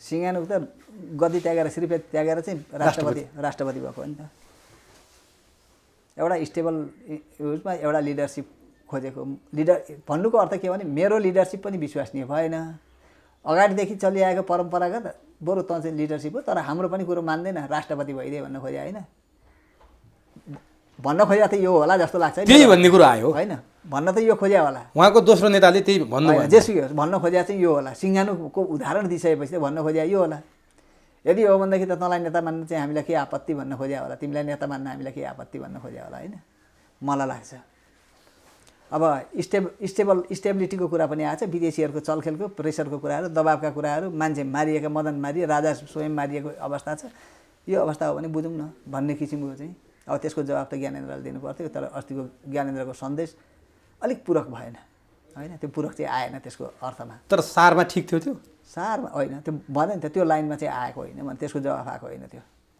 बुझ्या होइन किनभने दरबारीहरूले छिट्टै यति छिटो कुरो बुझ्छन् भन्ने मलाई लाग्दैन त्यो पनि फेरि बुझिदिएको थियो भनेदेखि चाहिँ सायद ज्ञानेन्द्रको गद्दी जाने थिएन पहिले पनि जाने थिएन चाँडै कुरा बुझ्दैन चाँडै कुरो यति कुरो बुझिदिएको थियो भने नि यति छिटो जाने थिएन अब यो चाहिँ यसै गरेर चाहिँ भन्ने एउटा कुरो थियो गएर भेटघाट हुँदाखेरि पछि एउटा विज्ञप्ति जारी गरेको थियो पार्टी कार्यालयमा टाँसिया थियो भित्तामा त्यो एउटा पिल्लरमा मदन र वीरेन्द्रको भेट भइसकेपछि यस्ता कुराहरूले कतिपय असमझदारीहरूलाई चाहिँ हटाउन यसले चाहिँ सहयोग गरेको छ भनेर चाहिँ भनेको थियो अब त्यही आधारमा राजावाद भन्ने कुरो त राजनीतिशास्त्रले चाहिँ मान्दैन होइन राजाको समर्थक भन्नेको चाहिँ मान्छ समर्थक हुन् होइन समर्थक भन्ने कुरालाई चाहिँ भन्छ शब्द त्यो शब्द चाहिँ हुन्छ है राजावादी भनेर यहाँ प्रयोग गर्छ नि वाद इजम जन्मिनुपर्छ वाद भन्नलाई पहिला वाद नभइकन वादी हुँदैन मोनार्किजम इजम चाहिँ आउनु पर्यो नि त पहिला त्यहाँ त्यो हुँदाखेरि अर्को कुरो हो अब राजतन्त्र भएको मुलुकमा जाने बाटो एउटा कुरो छ जाने बाटो उसमा चाहिँ अहिले नै गणतन्त्रमा पुग्न सकिँदैन भन्ने आशयबाट व्यक्त हुँदाखेरि नै त्यसलाई चाहिँ राजावादी भनेर चाहिँ भनिहाल्न मिल्थ्यो कि मिल्दैन त्यो एउटा कुरो किनभने त्यो तर काहीँ न काहीँ मदन भण्डारी र वीरेन्द्र सन्निकट चाहिँ हुन् कि भन्ने तपाईँले अघि कन्डोलेन्सको पनि कुरा गर्नुभयो तपाईँको त्यो खिउ साम्पाङ र नरोत्तम सिंहानुक पनि कोही समयमा सन्निकट भयो नि त अमेरिकासँग लड्नका लागि त नेपालको नेसनालिटीमाथि खतरा आइपरेको बेलामा माओ सेतुङ र चाङकाइसेक पनि त भयो नि जापान विरुद्ध लड्दाखेरि एक ठाउँमा आए नि त भनेपछि कुनै ठाउँमा कुनै उसमा चाहिँ त्यतिखेर काङ्ग्रेसको ज्यादाती मस्तक चाहिँ कस्तो चढाएको थियो गिरिजाको भूत होइन त्यसलाई तलाउनका निम्ति त अर्को शक्ति खोज्नुपर्ने अवस्था त थियो होला नि त त्यसका निमित्त उहाँहरू नजिक हुनुभयो त्यो पनि थियो होला सायद अब त्यो किनभने अलिक लामो भएको भए त्यसलाई हामी यो प्रयोग भनेर चाहिँ भन्न सक्छौँ कि राष्ट्रवादको भावले अलिकति हो त्यो राष्ट्रवादको भावले चाहिँ हो विदेशीहरूको हस्तक्षेप रोक्नलाई पनि थियो विदेशी हस्तक्षेप रोक्नलाई पनि थियो त्यो चाहिँ त्यही कुरा मन नपराएर उहाँमाथि प्रहार भयो। प्रहार भएको त त्यहाँ अब प्रहार भयो मदन भण्डारीलाई समूल अन्त्य नै गर्दै बिपी कोइराला र राजाको बिचमा त एलायन्स हुन नदिनका निम्ति चाहिँ जनमत पञ्चायतलाई जिताउने विदेशीहरू अनि मदन भण्डारी र चाहिँ राजालाई एक ठाउँमा उभिन दिन्छन्। अब त्यसो भने अब हामी क्लाइमेक्समा जाउँ। अब यसरी मदन भण्डारीको समूल अन्त्य गरिसकेपछि एमाले त्यसको ब्याज खाएर पटक पटक पार्टी ठुलो पनि भयो, सरकारमा पनि गयो। मदन भण्डारीको हत्या भइसकेपछि केपी ओलीका भाषणलाई एकचोटि स्मरण गरौँ। हत्याराको घर कता फर्केको छ त्यो पनि थाहा छ, हाम्रो सरकार आएपछि सार्वजनिक गर्छौँ भनेर केपी ओलीले भनेका भाषण पनि थाहा छ। केपी ओली स्वयं अघि भनेको कमिटीमा बसे पनि, एमालेको यति लामो समय अध्यक्ष पनि भए, दुई पटक प्रधानमन्त्री भए, विद्या भण्डारी राष्ट्रपति, खै त त्यो आँट गरे आज त्यो प्रतिवेदन कसैले गर्दैन। फेरि त्यही आएँ म अन्तिम गर्दैनन्। किन गर्दैन भन्दाखेरि मैले भने योभन्दा अगाडि पनि तपाईँसँग मैले भनेको छु, यो भयो भने अर्को दरबार हत्याकाण्ड हुन्छ, अर्को मदन भण्डारीको हत्याकाण्ड। त्यो चाहिँ तपाईँको अर्को ठुलो म्यासेकर हुनसक्छ। किनभने त्यसरी एक्सपोज गर्न थाल्यो भने यिनीहरूको भन्लान्, सार्वजनिक गर्लान्। गिरिजा ग्रान्ड डिजाइन भन्थ्यो नि दरबार हत्याको, दरबारको सूची ग्रान्ड डिजाइनभित्र भनेर भन्थ्यो। एक्सपोज गर्न मर्दाखेरि पनि सकेनन्, किनभने अन्तिम अवस्थामा पनि म कतै राष्ट्रपति हुन्छु भन्ने थियो है। अब अन्तिममा अब म मर्दिनँ, अब म केही पनि पद पाउँदिनँ भनेर मर्ने बेला भएपछि भन्लान् यो यस्तो हो भनेर भन्लान्। यदि आफू काहीँ चुकेको छैन भने, नत्र भने त्यो आफू दोबी उसमा लागेको छैन भने, नभए त अर्का जनताले त भोलि गएर जुत्ताको माला लाउँछन् हाई भन्दै पनि। तर हरेक जेठ दिनमा विज्ञप्ति निकाल्छन् मदनको हत्यारा चाँडै पत्ता लगाउँछौँ भने सरकारमा गर्छ, सार्वजनिक खपत हो। तपाईँको उसमै भयो नि त, तपाईँको एमाले र चाहिँ माओवादी युनाइटबाट चाहिँ नेकपा बन्दाखेरि गरे होइन त्यो घोषणा। मदन र के अरे केपी र प्रचण्डले संयुक्त विज्ञप्ति निकालेर गरे। मारियो किन ऊ त्यो के अरे अमर लामा किन मारियो, अब क्वेसन यहाँनिर आउँछ। कसले भन्ने यो विज्ञप्तिले काम गर्छ कि गर्दैन त्यो अमर लामाको मृत्युमा कसैले क्वेसन गर्छ। त्यसो भए जगन्नाथ खतिवडाले उठाएको प्रश्न त सही रहेछ नि त। प्रश्न त अब हामी कन्क्लुजनमा त्यहाँ जाउँ। अब प्रश्न चाहिँ त सही हो, प्रश्न त यो त खोजी गर्ने त, किनभने तपाईँ हामी जस्तो रिसर्चरहरूलाई अनुसन्धानकर्ताहरूलाई पनि यो चाहिँ जानकारी बाहिदिएदेखि भोलि लेख्न पाइन्थ्यो भन्ने छ। तपाईँहरूलाई पनि मिडियामा आइदिएदेखि यो भन्न पाइन्छ भने तपाईँहरूलाई पनि। तर अब केपी र विद्याले बोल्नु पर्दैन यो विषयमा, उनले त प्रश्न उठाए नि त कि होइन हामीले हत्यारा पत्ता लगाउन सकेका थिएनौँ, हामीले हाम्रो प्रतिवेदनमा त्यस्तो थिएन भन्नु पऱ्यो, होइन भने लुकाका हौँ भन्नु पऱ्यो। योभन्दा दुईवटा विकल्प भन्दा के छ त अब उनीहरू त बोल्नु पऱ्यो नि। अब त प्रश्न उठिसकेपछि उहाँले एउटा कुरो चाहिँ उ त्यो अब बोल्नु चाहिँ पर्ने हो। बोल्न अहिले त मलाई लाग्छ उयो अब चेगुवारालाई मार्नेले 91 वर्ष पुगे जस्तै चाहिँ अब पर्खिनु पर्ने हो कि। तर उहाँले के गर्नुहुन्छ भने अनावश्यक कुरा राम अयोध्या नेपालमै पर्छ भनेर पटक पटक दोहोऱ्याउनुहुन्छ। हिजो पनि फेरि बेमौसमको राग अलाप्नु भयो, यो विषयमा बोल्नु यसो यसलाई चाहिँ त्यो चाहिँ बेमौसम पनि नभनौँ है, मौसम पनि नभनौँ। राम कहाँ जन्मेको, रामको अयोध्या कहाँ थियो र उसको जनकपुर किन यो ऊ भयो, जनकपुर आउनका निम्ति त्यतिखेर लाग्ने समय के थियो यो कुरा कति ती मिथिकमा भएका कुराहरू कति सत्य हुन् कति असत्य हुन्। एउटा कुरोमा यहाँभित्र एउटा लजिक त छ, किनभने त्यो समयमा यहाँ चाहिँ जनकपुर आइपुगिन्छ पुगिँदैन, त्यो बेला त कुनै थिएन, यातायातको सुविधा त कुनै थिएन। तर पुष्पक विमानका कल्पना थिए त्यति बेला, देवताहरू अन्तर्ध्यान हुन्थे होइन। एउटा कुरो चाहिँ त्यो अन्तर्ध्यानका कुरा हुने भएदेखि रावणले सीतालाई हरेर लानै थिएन। हेर्नुहोस् यहाँ यो धेरै कुराहरू छन्, यो भित्रका चाहिँ त्यतिखेरका कुराहरू कति त्यसभित्रका कुराहरू सत्य छन् कति छैनन् कसैले लेखिदिएको छैन। तर यो चाहिँ के छ भनेर भन्नुहुन्छ भने यो नेसनालिटीसँग चाहिँ जोडिएको छ। म यसलाई केपी ओलीले यो उठाएको कुरालाई होइन, उठाएको कुरामा मेरो आपत्ति विमति केही पनि होइन। मैले भन्न खोजेँ यो विषय उठाउने केपी ओलीले फुर्सद निकालेर मदन भण्डारीको बारेमा यो जगन्नाथ खतिवडाले भने उत्तर दिए त हुन्थ्यो नि भन्दा मात्रै खोजेँ मैले। त्यो अहिले उत्तर दियो भन्दा त फेरि केपी ओली कहिले पावरमा आउनुहुन्न। भनेपछि अब मदन भण्डारीको हत्यारा भनेको पाण्डरा बक्सभित्र छ, त्यो कहिले खुल्छ? त्यो डराएरै त्यतिखेर पनि प्रतिवेदन नदिए हो, डराएर ज्यानको मायाले नदिएको हो कि। अहिले पनि त्यो दिइसके पछाडि त्यो आउँदैन। उहाँ एउटा कुरो बुझ्नु, अब एउटा कुरो चाहिँ बुझौँ, यो उहाँ एमसिसी पनि भन्नुहुन्छ अनि सरकारबाट बाहिर निस्किएपछि यो एमसिसी चाहिँ अब सरकारको कुरो सरकारले ल्याउनु पर्यो नि त, अगाडि पनि भन्नुहुन्छ हो कि। उहाँको बयान गर्न 1000 जिब्रा भएको शेषनागले पनि नसक्ने। अब त्यो यस्ता कुराहरू चाहिँ छन्, यो कुराहरूको एनालाइसिस अर्को फरक ढङ्गले हो कि चाहिँ त्यो उहाँले भित्रै दबाएर राखेको त्यो बाहिर एक्सपोज नगरेको कहीँ हुनुपर्छ। अब तपाईँका केही मान्छेहरू चुबल्झिए, केही मान्छेहरूलाई चाहिँ आरोप पनि लाग्यो। तपाईँ यस्ता घटनाहरू त नि तपाईँको एकछिनका निम्ति भनौँ कृष्णबहादुर महरा चाहिँ फसे कुन ठाउँमा होइन, उहाँलाई फसे भन्दा नि उहाँलाई फसाइयो। कुनै एउटा सानो त्रुटि काहीँ थियो, त्यो त्रुटिलाई युज गरेर फसाइयो। फसायो केले? एमसिसीले हो, अरूले होइन है। उहाँलाई फसाएको त एमसिसीले हो नि। उहाँलाई त्यतिखेर सिद्ध्यायो, केले सिद्ध्यायो? एमसिसीले सिद्ध्यायो। इभन प्रचण्ड पनि बोल्नु भएन त्यतिखेर त हो। म हराएको भरमा त बोल्नु पर्थ्यो नि त उहाँले। सक्नु भएन नि त। यो त्यसैले के राजनीति गर्न छोड्नुपर्छ यहाँ। यस्तो अहिले यस्तो छ कि त तपाईँको घर घरमा छ यो।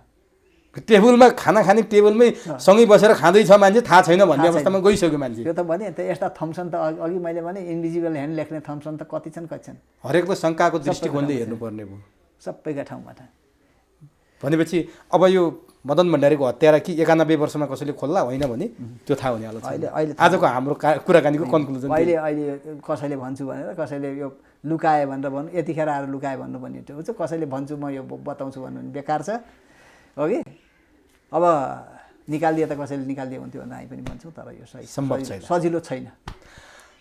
हस्, समय दिनुभयो। मैले अरू 2टा विषय एमसिसी र राज संस्थाको बारेमा पनि अघि निवेदन गरेको थिएँ, तर सम्भव भएन।